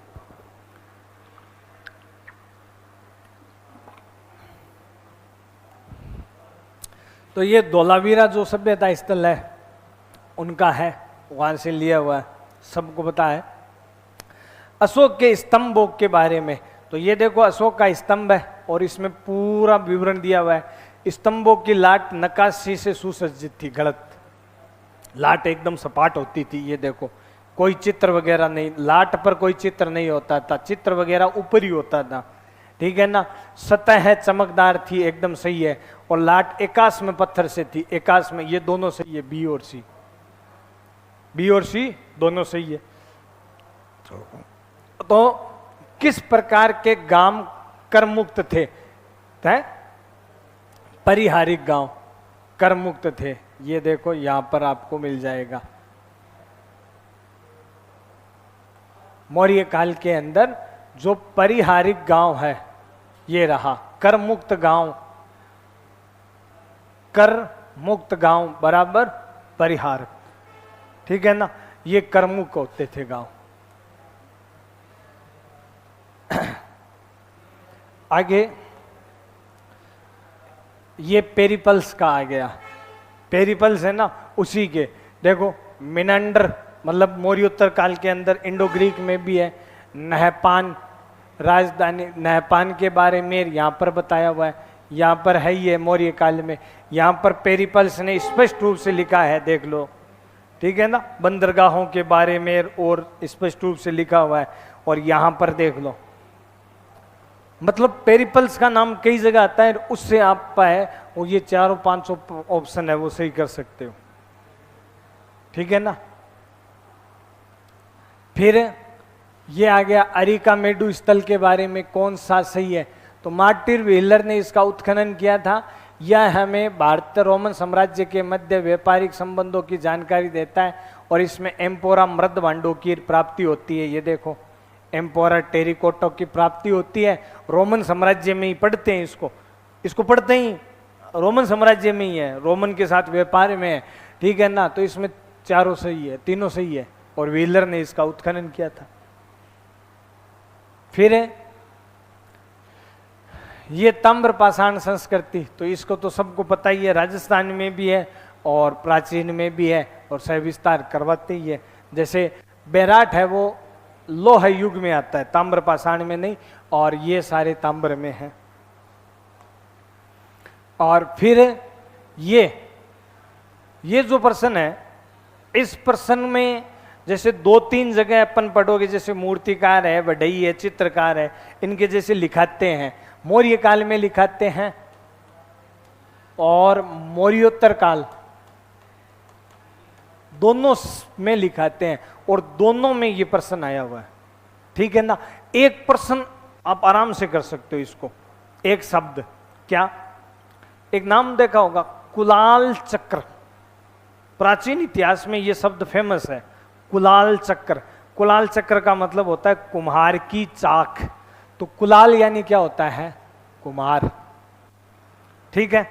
अच्छा, नंद वंश पढ़ा है? मैं कह रहा हूं इनको याद करने की जरूरत ही नहीं है, ठीक है ना। नंद वंश पढ़ा है, और नंद वंश के अंदर जो है, नंद क्या थे? नंद, नौ नंद क्या थे? नाई जाति के थे, और नाइयों को क्या कहा गया है? वात्र, है वात्र कहा गया है नाइयों को। ये 2 हो गए, मतलब बी में 3 ये, और सी में 1, बी में 3, ये हो जाएगा 3 नंबर इसका सही उत्तर। इतने से कर सकते हो, बाकी तो जैसे लिखवाते है ही है, ठीक है ना, किसको क्या बोलते हैं समाज में। सबसे बड़ा बौद्ध मंदिर, ये चलो आ ही गया बौद्ध मंदिर वाला, है ना, बोरोबुदुर वाला। और ये कौन सा आ गया, कालीबंगा, जुते हुए खेत की प्रमाण अग्नि वेदिकाएं हैं, और किलाबंद गड्डी, तांबे के बाट ये नहीं मिले, मिट्टी के बाट होते थे, तो ये कालीबंगा में पड़ते ही है। तो इस प्रकार से टोटल देखो 36 क्वेश्चन जो है, 36 क्वेश्चन मैंने आपको यहां पर बताए हैं। जो प्राचीन वाला मैटर, देखो प्राचीन इतिहास के आए थे 34, अपना मैटर कवर कर रहा है 32, तो 4 क्वेश्चन कौन से हैं, 4 क्वेश्चन वो राजस्थान के क्वेश्चन है जो प्राचीन का मैटर कवर कर रहा है। केवल एशियंट हिस्ट्री से आप इसके पोर्शन से 36 क्वेश्चन कवर कर रहे हो, जिसमें आप 32 क्वेश्चन एशियंट के और आप 4 क्वेश्चन राजस्थान के, 36 क्वेश्चन समझे। टोटल अब ये तो प्राचीन की बात हो गई, और प्राचीन में देख लो आपको मैं जैसे 36 ये यहां से अपने होते हैं 1 2 3 4 5 6 7, पूरी पीडीएफ के अंदर आप गिनोगे तो पूरे 36 क्वेश्चन है, ठीक है ना, ये आपको बता दिए। ऐसे ही अपने जैसे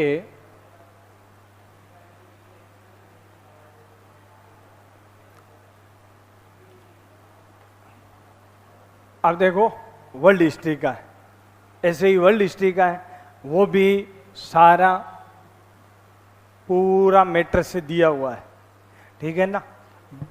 इसको कंटिन्यू रखें आगे, या बोर हो गया पेपर करता करता, है नहीं हुआ है क्या, हाँ सर ठीक, कई बार नहीं है, जब बोर हो गया कुछ बताता आता था, है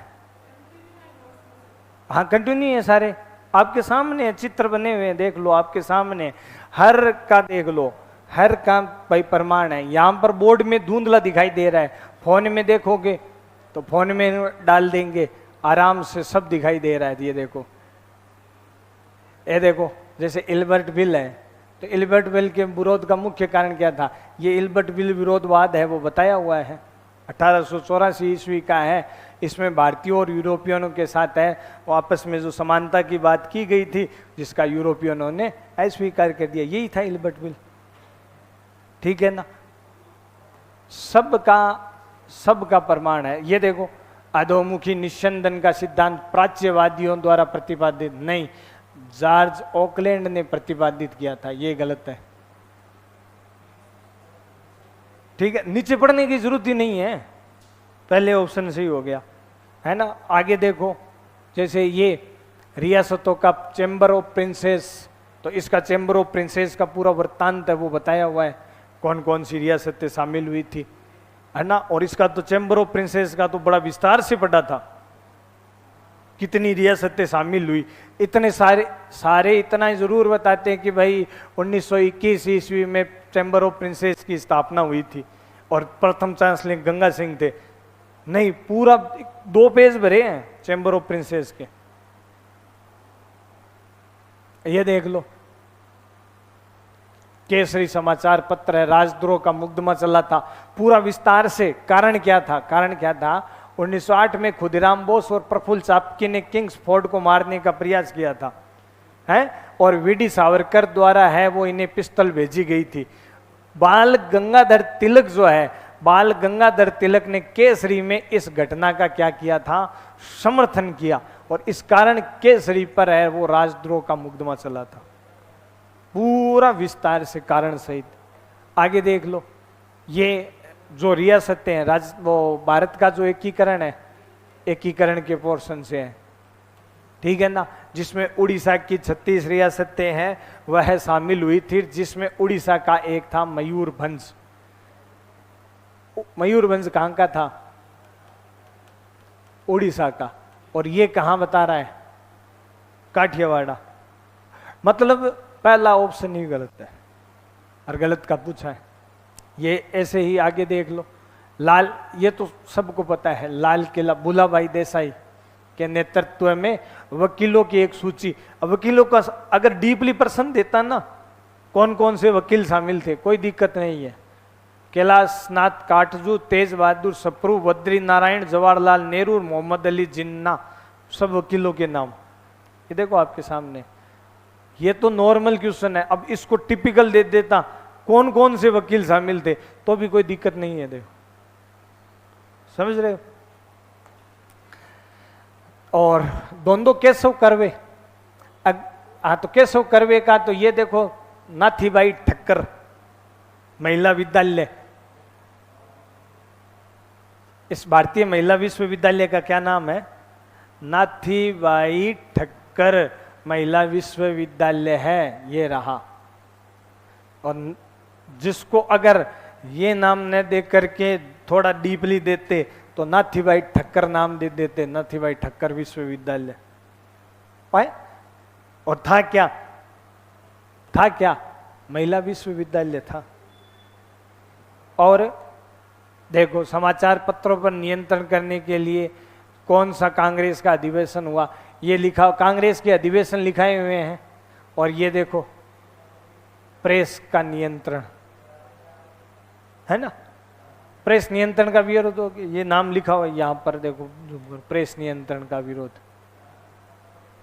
सब समाचार पत्र है, जो जो अधिवेशन में काम हुए उसमें ये लिखा हुआ है, प्रेस का नियंत्रण। यहां पर इसमें क्या हुआ, अमरावती अधिवेशन है ना 1897, अमरावती अधिवेशन 1897 ईस्वी के अंदर है, वह शंकर नायर की अध्यक्षता में हुआ। इसमें प्रेस नियंत्रण है, इसका विरोध किया गया था।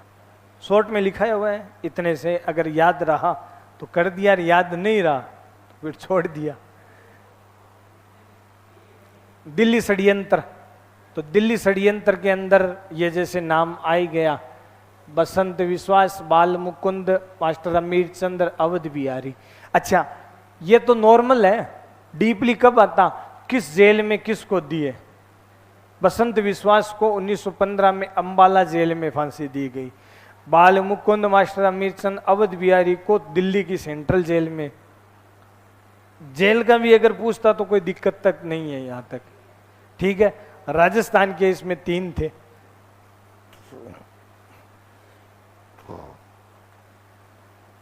ये मौलाना, ये तो नॉर्मल क्वेश्चन है, मौलाना आजाद है, इसकी अध्यक्षता में विशेष अधिवेशन हुआ था। कांग्रेस का विशेष अध्यक्षता मौलाना आजाद, और कांग्रेस के सबसे युवा अध्यक्ष रहे। गांधी सेवा संघ के सदस्य नहीं थे। अब इस प्रश्न को आप आराम से कर सकते हो, कर सकते हो ना, कैसे कर सकते हो बताओ। बाल गंगाधर तिलक की मृत्यु हो गई थी, बस, है ना।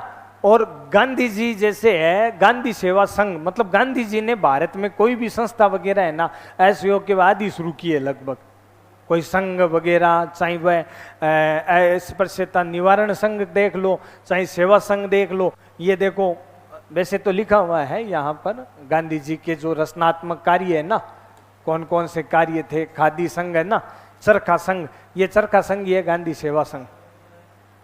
गांधी सेवा संघ कौन सा है, चरखा संघ ही है। तो अगर थोड़ा सा भी किसी बच्चे में कॉमन सेंस है, या वास्तव में जो इतिहास का बच्चा है, उसने तो ये प्रश्न 100% सही किया। जैसे आपने ही कह दिया कि तिलक की तो क्या हो गई थी, मृत्यु हो गई थी पहले ही, आराम से कर सकते हैं। तो ये, अच्छा, ये तो वो कर्म है, कोई बड़ी वाली बात नहीं है, सबके कर्म है, वो पता ही है। कर्म के अनुसार सबसे पहले कौन सा आया, फिर कौन सा, फिर कौन सा, है ना। जैसे भारत में आए तो सबसे पहले इसमें चंपारण हो जाएगा, ठीक है ना। चंपारण के बाद में फिर क्या हो जाएगा, जैसे 3 नंबर इसी 2 में आया है चंपारण, और इसके बाद में जैसे चंपारण, चंपारण के बाद में आ गया खेड़ा, खेड़ा के बाद अहमदाबाद मिल मजदूर, फिर रोलेट सत्याग्रह, है ना। हैदर अली का, अच्छा ये देखो युद्ध लिखे हुए हैं, इसमें पूछ रहा है कि हैदर अली और अंग्रेजों के मध्य कौन सा युद्ध नहीं लड़ा गया। तो हैदर अली और अंग्रेजों के मध्य कौन से युद्ध, ये देखो, पोर्टनोवा का युद्ध, पोलीलूर का युद्ध और संगलूर का युद्ध। तो कौन सा नहीं लड़ा गया? मलावली का हो गया ना। सोलिंगर, संगलूर ये सेम ही है, सोलिंगर संगलूर, ये तो लैंग्वेज का अंतर रहेगा। देखो पोर्टनोवा, पोलीलूर और सोलिंगर यानी संगलूर का युद्ध, ये 3 युद्ध हुए डेट सहित सब। और इसमें हैदर अली है इन युद्धों में अंग्रेजों से पराजित हुआ था। तो अपने आप ही मलावली है वो उतर आ रहा है, ठीक है ना। ये दूसरे की बात है, ठीक है ना। दूसरा हुआ ना आंग्ल मैसूर युद्ध, उसकी बात है। फिर टीपू सुल्तान ने कहां पर, किस स्थान पर गोदी पोतगाह की स्थापना नहीं की थी? मंगलोर, मालावार, वाजिदाबाद, मौलिदाबाद। तो इसके अंदर देखो, इसका जो अपने आप से उत्तर आ रहा है कि भाई मालावार जो है वो मैसूर में थोड़ी है। मालावार तट कहां पर है? केरल के अंदर आ गया तो मालावार तट है। मालावार कहां पर आ गया? केरल में आ गया। और टीपू सुल्तान कहां का था? थोड़ा सा कॉमन सेंस लगाना है बस, मैसूर का था। अपने आप ही आ रहा है भाई, मालावार गया ही नहीं, इतनी नीचे थोड़ी जाएगा, मालावार थोड़ी जाएगा वो, है ना। अपने आप उत्तर आ रहा है, बाकी लिखाया हुआ है, बाकी मैटर में लिखाया हुआ है कहां का क्या क्या किया था, ठीक है। ये रणजीत सिंह का है ये। तो रणजीत सिंह में सांप है, देखो अमृतसर की संधि हुई थी और अमृतसर की संधि के अंदर है वो सतलज नदी को सीमा माना गया था, ठीक है। और इसमें क्या कर रहा है? इसमें ये कह रहा है कि सतलज नदी के रणजीत का राज्य रणजीत सिंह के संरक्षण में आ गया, ये गलत है, बाकी दोनों सही है। अमृतसर पर अधिकार किया था। और जमाल शाह ने, ये देखो इसमें एक चित्र में ये रहा जमाल शाह का। जमाल शाह की तोपें चिनाब नदी में गिर गई थी, जिसको निकाल करके रणजीत सिंह ने वापस पहुंचाया। तो जमाल शाह ने रणजीत सिंह को लाहौर की जागीरदारी दी थी, तो ये लिखा हुआ है। और ये जो है ना अमृतसर वाला, तो ये अमृतसर वाली लाइन यहाँ पर नीचे देखो, ये स्पष्ट रूप से लिखी हुई है।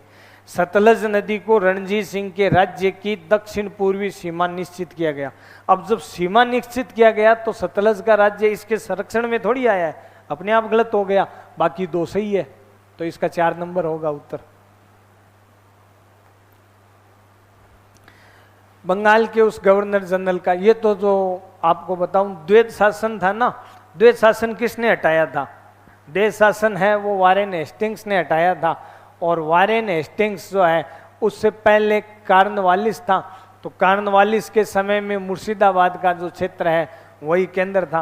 और मुर्शिदाबाद को राजधानी बनाया किसने था? मीर कासिम ने, मीर कासिम के समय में। तो ये तो देखो द्वैत शासन था ना बंगाल में, उस द्वैत शासन में ये बात आती है। मीर कासिम ने मुर्शिदाबाद को राजधानी बनाया था, ठीक है ना। और फिर मुर्शिदाबाद है वो केंद्र रहा द्वैत शासन के टाइम में। फिर वारेन हेस्टिंग ने जब द्वैत शासन समाप्त किया तब ये कलकत्ता ले आया, ठीक है। मीर कासिम कहां का फौजदार था? ये देखो कहां का था मीर कासिम? मीर जफर का दामाद, रंगपुर पूर्णिया का फौजदार। पहला ही ऑप्शन, लगभग पहले ऑप्शन ही उत्तर सही हो रहे हैं, रंगपुर और पूर्णिया। ये देखो रंगपुर और पूर्णिया। अब ये तो चलो इजी है, इसका क्या बताना, सबको ही पता है कि भाई अंतिम आखिर में किसको, अवध को मिलाया गया था 1856 में, सबसे अंत में। ये सबको पता ही है डेट के अनुसार भी। भारत सचिव की सहायता के लिए बनी भारत परिषद के सदस्यों की संख्या कितनी थी? 15 सदस्य वाली भारत परिषद की स्थापना की गई।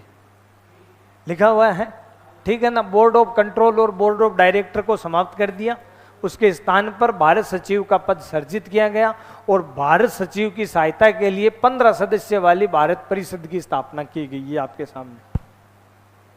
अब जिसको याद नहीं रहा उसका तो देखो कह नहीं सकते, बाकी मैटर में साफ लिखा हुआ है, ठीक है ना। अब देखो 15 सदस्य, ठीक है। आगे ये तो चार्टर एक्ट है, असत्य कथन की पहचान करनी है।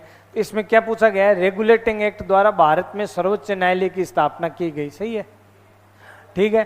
पिट्स इंडिया एक्ट द्वारा कंपनी का भारत में सभी प्रकार के, गलत है, क्योंकि व्यापारिक एकाधिकार समाप्त किए गए थे चार्टर एक्ट के तहत। और ये देखो जिसने थोड़ा बहुत भी पढ़ा है स्पष्ट रूप से ये देखो लिखा हुआ है, ये रहा नीचे, सॉरी ये लिखा हुआ। इन चार्टर एक्टों का वास्तविक उद्देश्य कंपनी के व्यापारिक एकाधिकारों को समाप्त करना व कंपनी के कार्यों की समीक्षा करना था, ठीक है। पिट्स इंडिया लिख रहा है, गलत है। किस में व्यापारिक एकाधिकार समाप्त हुए, चार्टर एक्ट में, तो बस ये गलत है।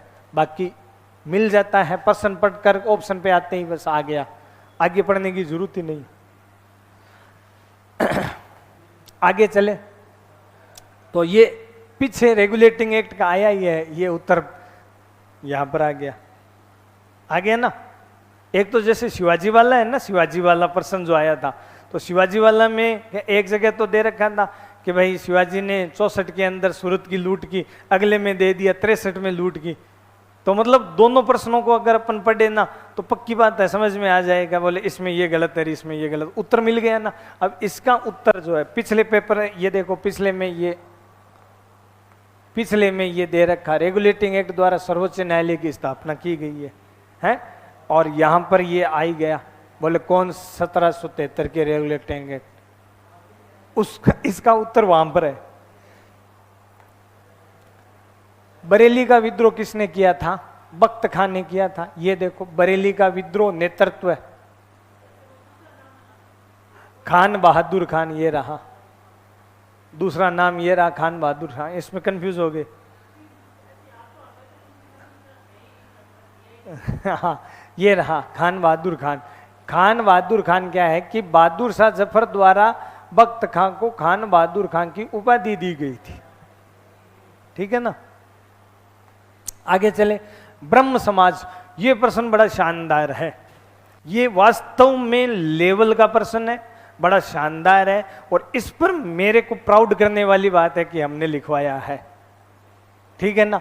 रियली में ये प्रश्न आपको जैसे छोटे मोटे कॉपी किताब में तो जैसे मिलेगा नहीं, पक्की बात है। ब्रह्म समाज से अलग होकर 1881 में केशव चंद्र सेन ने निम्न में से किस नए सार्वभौमिक धर्म की स्थापना की? और 100% मैं कह रहा हूं लगभग लोगों ने साधारण ब्रह्म समाज किया है। साधारण ब्रह्म समाज की स्थापना बहुत पहले हो गई थी। इसने कहा है कि ब्रह्म समाज से अलग, केशव चंद्र सेन ने, साधारण ब्रह्म समाज तो केशव चंद्र सेन से अलग होकर के फिर बना है, ठीक है ना। तो 1881, अच्छा वो तो बहुत पहले बन गया था, ठीक है ना, वो तो बहुत पहले ही बन गया, 1878 में ही, 1878 में ये साधारण ब्रह्म समाज की स्थापना हो गई। 1881 में इन्होंने नवोविधान नामक समाज की स्थापना की थी। ये देखो स्पष्ट रूप से नीचे लिखा हुआ है, जूम करके देख लो। 1881 में केशव चंद्र सेन द्वारा सभी धर्मों को मिलाकर एक नए बौद्धिक धर्म की स्थापना की थी, जिसे नवो धर्म कहते हैं, इंग्लिश में बोलते हैं इसको नए बौद्धिक धर्म, नवो धर्म। मौखिकली बताया हुआ है नयो धर्म, मराठी भाषा का शब्द है नवो विधान, ठीक है ना। और अंग्रेजी में इसको, अगर अंग्रेजी वाला पासन साथ में देखेंगे तो स्पष्ट रूप से आपको ये नाम मिल जाएगा, न्यू डिस्प्रिप्शन, ठीक है ना।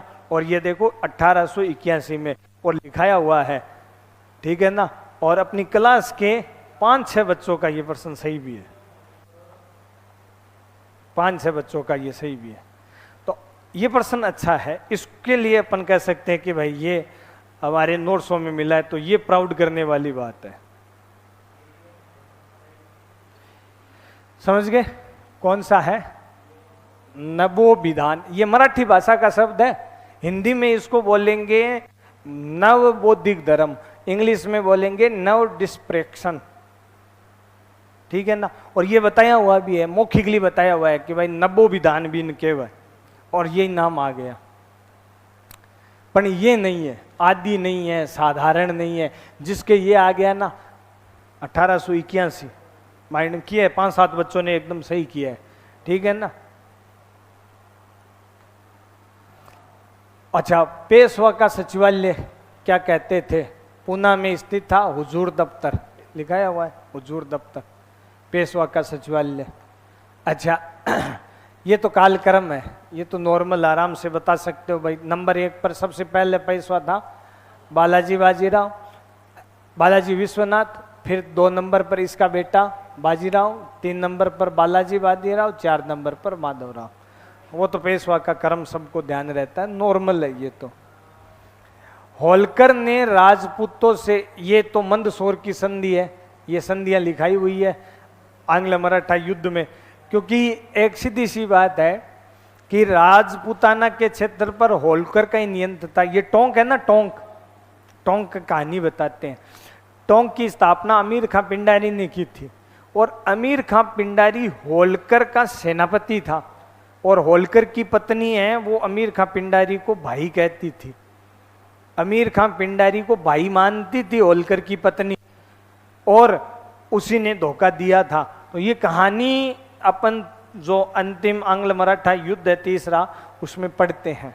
और ये संधियां हुई, ग्वालियर की संधि है ना, बड़ौदा की संधि, मंदसौर की संधि, और ये ऊपर देखो लिखा हुआ है स्पष्ट रूप से। तो होलकर ने राजपूताना के अपना नियंत्रण छोड़ दिया था मंदसौर की संधि के तहत, 1817 में हुई थी, सॉरी 18 में। अहमद शाह अब्दाली, तो ये तो सबको पता ही है, जो युद्ध हुआ था ना अपने, कौन सा है, पानीपत का तीसरा युद्ध, 14 जनवरी 1761 को हुआ पानीपत का तीसरा युद्ध। तो उसमें नेतृत्व किसने किया था? सदाशिवराव भाव ने नेतृत्व किया था। और उस समय पेशवा जो था ना वो बालाजी बाजीराव थे। 2 प्रश्न बनते हैं इसके, अगर पेशवा का पूछे तो बालाजी बाजीराव।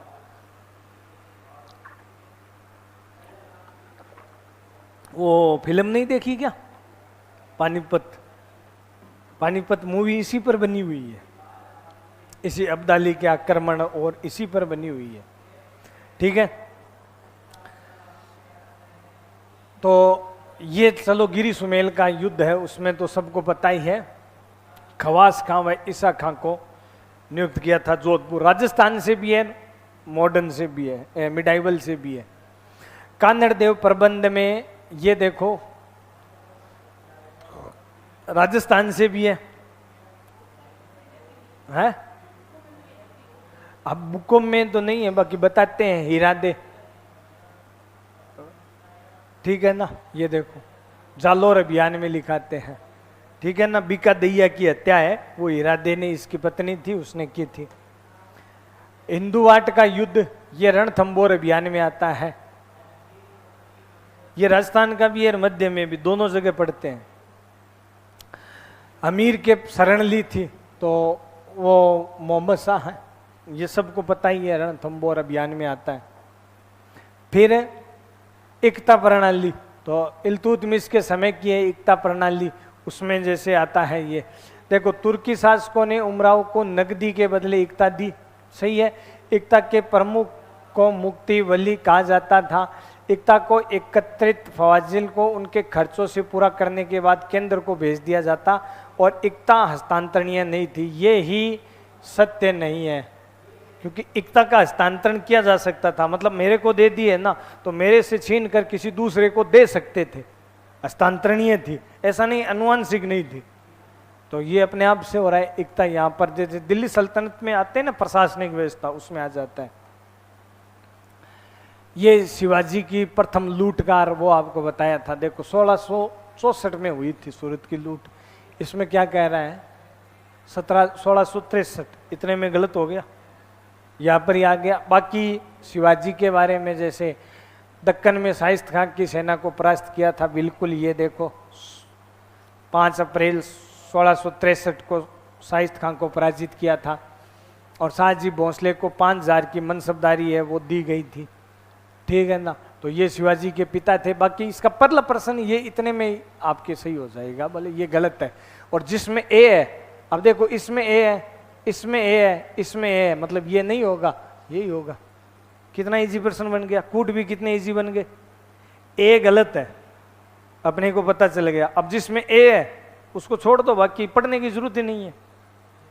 इसमें ए है, इसमें ए है, 3 में ए है, वो दिया ही नहीं। तो एक देखो पेपर करने का ये भी तरीका होता है, पेपर करने का एग्जाम हॉल में ये भी एक तरीका होता है। इसी तरीके से करने चाहिए पेपर, ठीक है ना। सारी चीजें अगर याद न हो तो लगभग अगर मैटर क्लियर है, थोड़ा सा दिमाग है ना। तो अब इस प्रश्न में आपके ये दोनों मान लो अगर पता नहीं है ना तो आप कर सकते हो। इतना एक पता है तो भी आप नहीं कर सकते क्या, देखो क्या दिमाग लगाना है। बोल ये तो 1700, अच्छा 1664 में आगे प्रश्न भी है। आगे देखो, ये देखो, ये रहा उत्तर, तो यही दे दिया ना उसका। शिवाजी ने सूरत की लूट 64 में की, ये फाइनल है, देखो है ना। तो ये तो एकदम फाइनल है। और यहां पर ये तो प्रश्न अच्छा है, क्या है, उस समय मुगल गवर्नर कौन था, बड़ा शानदार प्रश्न है। ये देखो सूरत, और सूरत का मुगल सूबेदार कौन है, इनायत खान लिखा हुआ है, ये देखो लिखा हुआ है ना, इनायत खान। तो ये तो प्रश्न शानदार है। पर उस प्रश्न में देखो अपने ये प्रश्न कर दिया, प्रश्न में लिखा हुआ है 1664। अब यहां पर चले 1663 दे रखा है, तो अपने आप भी गलत है। और ये गलत है तो मतलब ये भी गलत है, ये भी गलत है, ये भी गलत है, बच्चा 2 नंबर हो गया ना। ये भी तरीका होता है। थोड़ा सा एग्जाम हॉल में अगर माइंड लगे तो, है ना, कि 2 प्रश्न सही हो रहे हैं ना। और उत्तर पेपर में ही दिया हुआ है, पिछले में भी एक बताया था, उत्तर पेपर में ही दिया हुआ है।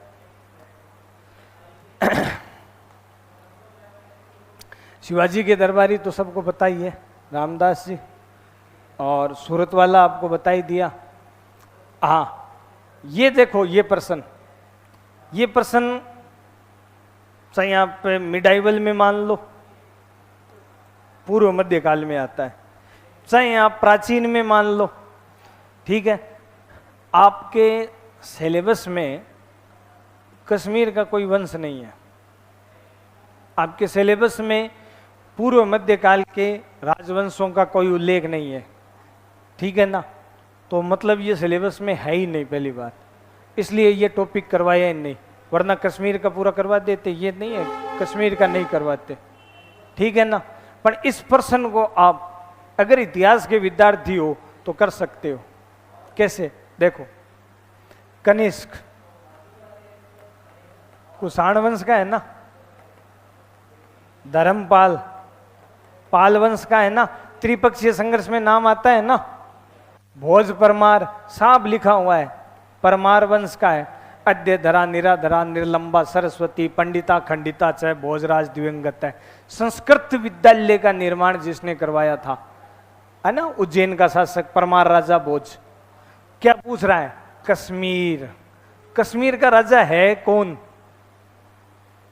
कौन है, ललितादित्य। बच्चा ही ऑप्शन यही है, सब जानते। परमार राजा भोज उज्जैन का राजा था। पाल वंश का शासन बंगाल। और कनिष्क, कनिष्क ने तो मंदिर का निर्माण करवाया नहीं, कनिष्क तो पढ़ा हुआ है, सिलेबस में पढ़ते हैं। छोटे वाले राजपूत काल का है ये प्रश्न, राजपूत काल का। और राजपूत काल जो है ना वो आपके नहीं था, ये आउट ऑफ सिलेबस है, इसलिए राजपूत काल करवाया ही नहीं। अगर करवाते तो कश्मीर भोज पाल ये सारा करवाते, ठीक है ना। तो उसमें तो पक्का आता, पक्की अगर न है ना फिर भी आप कर सकते हो, अगर इतिहास का थोड़ा सा भी ज्ञान है। और इन सब का नाम आता है, देखो कहां कहां आता है। त्रिपक्षीय संघर्ष पढ़ते हैं गुर्जर प्रतिहार वंश में, राजस्थान के इतिहास में, उस त्रिपक्षीय संघर्ष में इसका नाम आता है धर्मपाल का। ठीक है ना, पाल वंश का शासन था बंगाल का। भोज का विग्रह राज चतुर्थ जब पढ़ते हैं तो विग्रह राज चतुर्थ में नाम आता है कि परमार राजा भोज, उज्जैन का जो शासक था परमार वंश का भोज, ठीक है ना, जिसकी राजधानी है उज्जैन, अवंतिका इसे कह दो, इसे मालवा कह दो, और राजधानी थी धरानगरी, धरानगरी राजधानी थी। तो उसने जैसे संस्कृत विद्यालय का निर्माण करवाया वैसे ही विग्रह राज ने करवाया था, वहां पर आता है, चर्चा भी करते हैं। अब कनिष्क सिलेबस में पूरा पढ़ा हुआ है, कनिष्क ने किसी सूर्य मंदिर का निर्माण नहीं करवाया। कनिष्क ने कश्मीर में कनिष्कपुर नगर बसाया, कश्मीर में बौद्ध संगीति का आयोजन करवाया था, और कनिष्क स्तूप का निर्माण करवाया। बस कश्मीर में इतना ही करवाया था, तीन ही चीज है, कनिष्क नहीं है। ऑप्शन बचाई कौन? ललितादित्य। बट अगर बस वो ये थोड़ा सा याद आवे जना, बाकी आराम से इसको कर सकते हो। ये नहीं है, टिपिकल नहीं है, सिलेबस में नहीं था इसलिए करवाया नहीं, वो हमारे पास प्रमाण नहीं है, बाकी पढ़ा हुआ है, वो आराम से कर सकते हैं। और यही तरीका है, दूसरा नहीं है प्रश्न करने का। गहन अध्ययन जो अपन करते हैं ना क्लास में, उससे ये बेनिफिट होता है, उस मैटर का प्रश्न नहीं है अपन, तो वो मैटर अगर पता है ना तो दूसरे प्रश्न सही कर सकते हैं। कनिष्क का अगर अपने को पता है ना तो ये प्रश्न अपने आप हो रहा है। नहीं, सूर्य मंदिर नहीं है तो मंदिर का नाम आता ही नहीं है कनिष्क में। कनिष्क तो बौद्ध धर्म का था। हाँ, बस वो शंका हो जाती है ना, कौन शंका होने का मतलब है कॉन्फिडेंस का अभाव। थोड़ा सा अगर कॉन्फिडेंस हो, हाँ कनिष्क तो है ही नहीं, आराम से कर सकते हो। हाँ, ये दो तो कट हो ही गए। इसमें मैंने इसीलिए तो बताया कनिष्क में कंफ्यूजन होती है, और कनिष्क अगर पढ़ा हुआ है तो आराम से बस फिर यही आ रहा है। ठीक है ना। आगे देखो, ये इल्तुतमिश के टाइम की बात है। ये इल्तुतमिश ग्वालियर पर आक्रमण किया था, ठीक है ना, मंगलदेव है इसको पराजित किया था। और फिर अगर सल्तनत काल में ये एकदम इजी आए थे, क्या है, पुत्र का फैसला दी किसानों को, तो ये बलबन था, ग्यासुद्दीन बलबन, बुगरा खां के लिए वसीयत लिखी थी ना, उसमें कहा था कि कर लगाते समय शालीनता और वसूलते समय कठोरता ये दिखानी है। बलबन ने किसानों के बारे में काफी चीजें बताई थी बुगरा खां को। रण पंजिकाओं को समाप्त किसने किया था? फिरोज तुगलक ने किया था, है ना, रणों से मुक्ति फिरोज तुगलक, आया हुआ है प्रश्न है ये। और आगे सैन्य संगठन में देखो, सहना ए पील हस्ती विभाग, सहना ए पील। अब इनमें फील आ गयो, बाकी वह पील ही है, होता पील ही है, ठीक है ना। आगे मंगोल नेता मोहम्मद तुगलक के समय दिल्ली तक आक्रमण किसने किया था? तो मोहम्मद तुगलक के समय में जो है ना, वह तरमाशीर जो है इसने आक्रमण किया था, तो वो मोहम्मद तुगलक के मैटर में आता है। आगे ये काश्तकारों के जो नाम है, पस्ती का है, मुजारियान, खुदा कस्त, मिरासी, तो ये देखो, ये खुदा कस्त और मिरासिर का, ये काश्तकारों के जो उस समय किसान होते थे ना, उनके नाम है, ठीक है, तो वो भी मैटर के अंदर आ रहा है। फिर वारंगल का नाम बदलकर सुल्तानपुर, तो वारंगल तक अधिकार करने वाला मोहम्मद बिन तुगलक ही था, ठीक है ना। और उसके बाद में अलाउद्दीन खिलजी का है, ये विस्तारवादी नीति है, तो इसमें जैसे इसने उलुग खां के नेतृत्व में गुजरात पर आक्रमण, ये गुजरात अभियान आ गया। देवगिरी पर 3 बार आक्रमण किया था और इसे अपना करदाता बताया, ठीक है ना। तो देवगिरी पर 3 बार आक्रमण अलाउद्दीन खिलजी ने किया था या नहीं किया था? हाँ, देवगिरी पर 3 बार किया था अलाउद्दीन खिलजी ने। एक बार जलालुद्दीन खिलजी के समय किया था, उसको गिनो आप। जलालुद्दीन खिलजी के समय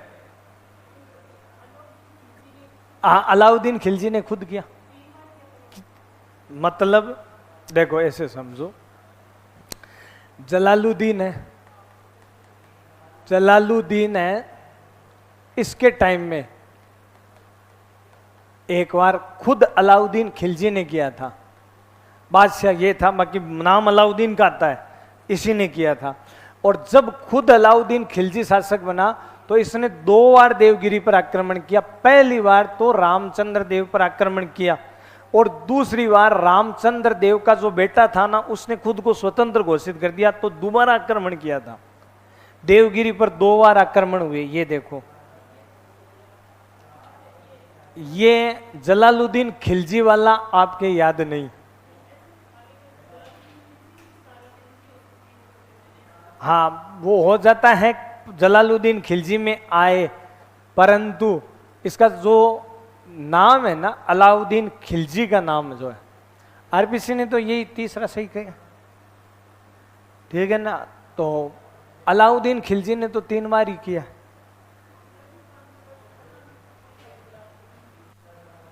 ये रहा गुजरात अभियान में,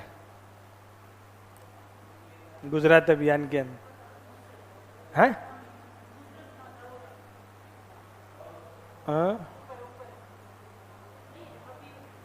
उल्लू खां और हाँ नुसरत खां है, जफर खां। फिर ये नहीं होगा, फिर ये नहीं होगा, तो फिर केवल ये 3 ही आएगा, फिर 3 ही आएगा। हाँ, फिर तो ये 3 ही आएगा, 3 नंबर ही होगा फिर, क्योंकि इसको भी फिर 2 ही माना जाएगा फिर। हाँ, क्योंकि एक जलालुद्दीन खिलजी के टाइम का अगर नहीं माने ना, हाँ, ये इस पर मैंने गौर नहीं किया, जफर खां पर, ठीक है, हैं गणा। अब इसी प्रकार से देखो 10-12 पेज ए हो रहा, शाहजहां। हाँ, कोर्स वाली बुकलेट भी, सिलेबस पर भी अपन चर्चा कर सकते। बाकी जैसे 10 क्वेश्चन हो रहा, शाहजहां नामार और मध्यकाल का है, ठीक है नहीं। चलो भैया, टाइम हो गया और थे भी पेपर के मायने जी हम बहुत ज़्यादा बोर हो जाओ। आप आज तो केवल पेपर की चर्चा की है अपन, आपको ये दिखाने के लिए, केवल इतना बताने के लिए कि केवल मैटर पढ़ करके भी आप आराम से, जैसे 90% क्लियर हो रहा है तो 91% क्लियर हो रहा है, तो 91% क्लियर हो रहा है, ठीक है। 2 मिनट सुनते रहना मेरी बात। इसमें से अगर आप 10% और छोड़ दो, 80% भी अगर आप ले आओ तो सिलेक्शन नहीं हो सकता। 80 भी छोड़ो, 75% में भी सिलेक्शन हो जाएगा। देखो, हिस्ट्री की जो मेरिट है ना, पोस्टों के अकॉर्डिंग रहे अपने, इसी प्रकार से कहे। अब की बार तो मेरिट ऊपर जानी है, पोस्ट बहुत कम है, पोस्ट कम है ना। इस बार तो ये मान के चलो आपकी लगभग 225 प्लस और 35, तो ये हो जाएगा 5, 6, 260 के आसपास। 260 ये लगभग मेरिट रहेगी, है ना। ना इतनी रही, ज़्यादा कौन सा, 260 मेरिट रहेगी। 280-90 तक नहीं जाएगी, 260-70 मेरिट रहेगी, यही मेरिट रहेगी। और उसमें 260 फेल बहुत हो रहे हैं ना, फर्स्ट पेपर में फेल बहुत हो रहे हैं। हाँ, पोस्ट है, इतने तो हो ही जाएंगे ना। इसमें अभी तो पोस्ट कम है, मैं बता दूं आपको, पोस्ट इसमें 100% बढ़ेगी, इसमें पोस्ट 100% बढ़ेगी, ठीक है ना। अभी तो नहीं है इतनी पोस्ट, पर बढ़ेगी। जैसे नहीं, वो पुराने वाले बच्चे, देखो अबनी बार जो टारगेट है ना, टारगेट एक ही टारगेट रखा है, सर से भी जैसे बात की थी, टारगेट एक ही है, बस सिलेक्शन। सिलेक्शन। और पिछले वाले बच्चों पर जो हमने मेहनत की है, उस मेहनत को हम जाया नहीं जाने देंगे। अपने नेट वगैरह खूब बच्चे पास हुए, अब की बार नेट खूब हुई है, पीएचडी हो गया, पर नेट जो है ना वो बच्चों की अपने खूब हुई है। तो अब की बार सिलेक्शन रखा है, और पिछली साल के लगभग 20 बच्चे हैं, वो दोबारा इस बार आएंगे। सबसे बात है, सारे कांटेक्ट में है, सारे से बात हो रखी है, ठीक है ना। पिछले वाले 20 बच्चे हैं वो आएंगे, ठीक है। प्लस जो नए जितने भी होंगे वो नए होंगे, वो होंगे। परंतु वो कहते हैं ना कि भाई जैसे क्लास का एक जो माहौल होता है ना, इंटेलिजेंट स्टूडेंट के कारण जो है वो ज़्यादा अच्छा होता है, ऊपर जाती है क्लास। जैसे फॉर एग्जाम्पल अब की बार जो नए बच्चों को वैसे फायदा होगा, क्यों? क्योंकि पिछले वाला जो मैटर है, लास्ट ईयर का जो मैटर है, इस लास्ट ईयर के मैटर को मैं अगर पढ़ाऊंगा तो पिछले वाले बच्चे क्या होंगे, जवाब भी देंगे, क्वेश्चन भी पुटअप करेंगे, बोलेंगे भी, बताएंगे भी, ठीक है। तो मैं क्या करूंगा, इस मैटर के अंदर है वह क्या करूंगा, सुधार। सुधार का मतलब यह नहीं कि पिछली वाला खराब था, मतलब उससे बेटर, उससे एक्स्ट्रा चीज है वो बताऊंगा। एक्स्ट्रा चीज जब बताऊंगा तभी तो वो लास्ट ईयर वाले हैं उनकी रुचि बढ़ेगी, है बढ़ेगी कि नहीं बढ़ेगी? भाई पिछली बार ही मैंने जैसे इतना लिखवाया है उतना ही अभी लिखवाऊंगा, तो उन बच्चों की रुचि क्या होगी, वो क्या बोलेंगे, अरे गुरुजी तो पिछली बार ही बताइयो, कोई नई चीज बताओ। तो उससे फायदा किसको मिलेगा? ऑल ओवर स्टूडेंट को फायदा मिलेगा। क्यों? क्योंकि रिपीटेड जो होते हैं ना वो वास्तव में लेवल को बढ़ाते हैं। और अब की बार बस एक ही टारगेट है, सर से भी यही कहा है, सर अपने को चाहिए सिलेक्शन। अगर 50 सीट आई है ना तो अपनी ही कोचिंग की होनी चाहिए, चाहे इसके लिए जी जान नहीं करना पड़े, चाहे रात को 10 बजे तक बैठना पड़े, चाहे कुछ भी करना पड़े, चाहे कुछ भी करना पड़े।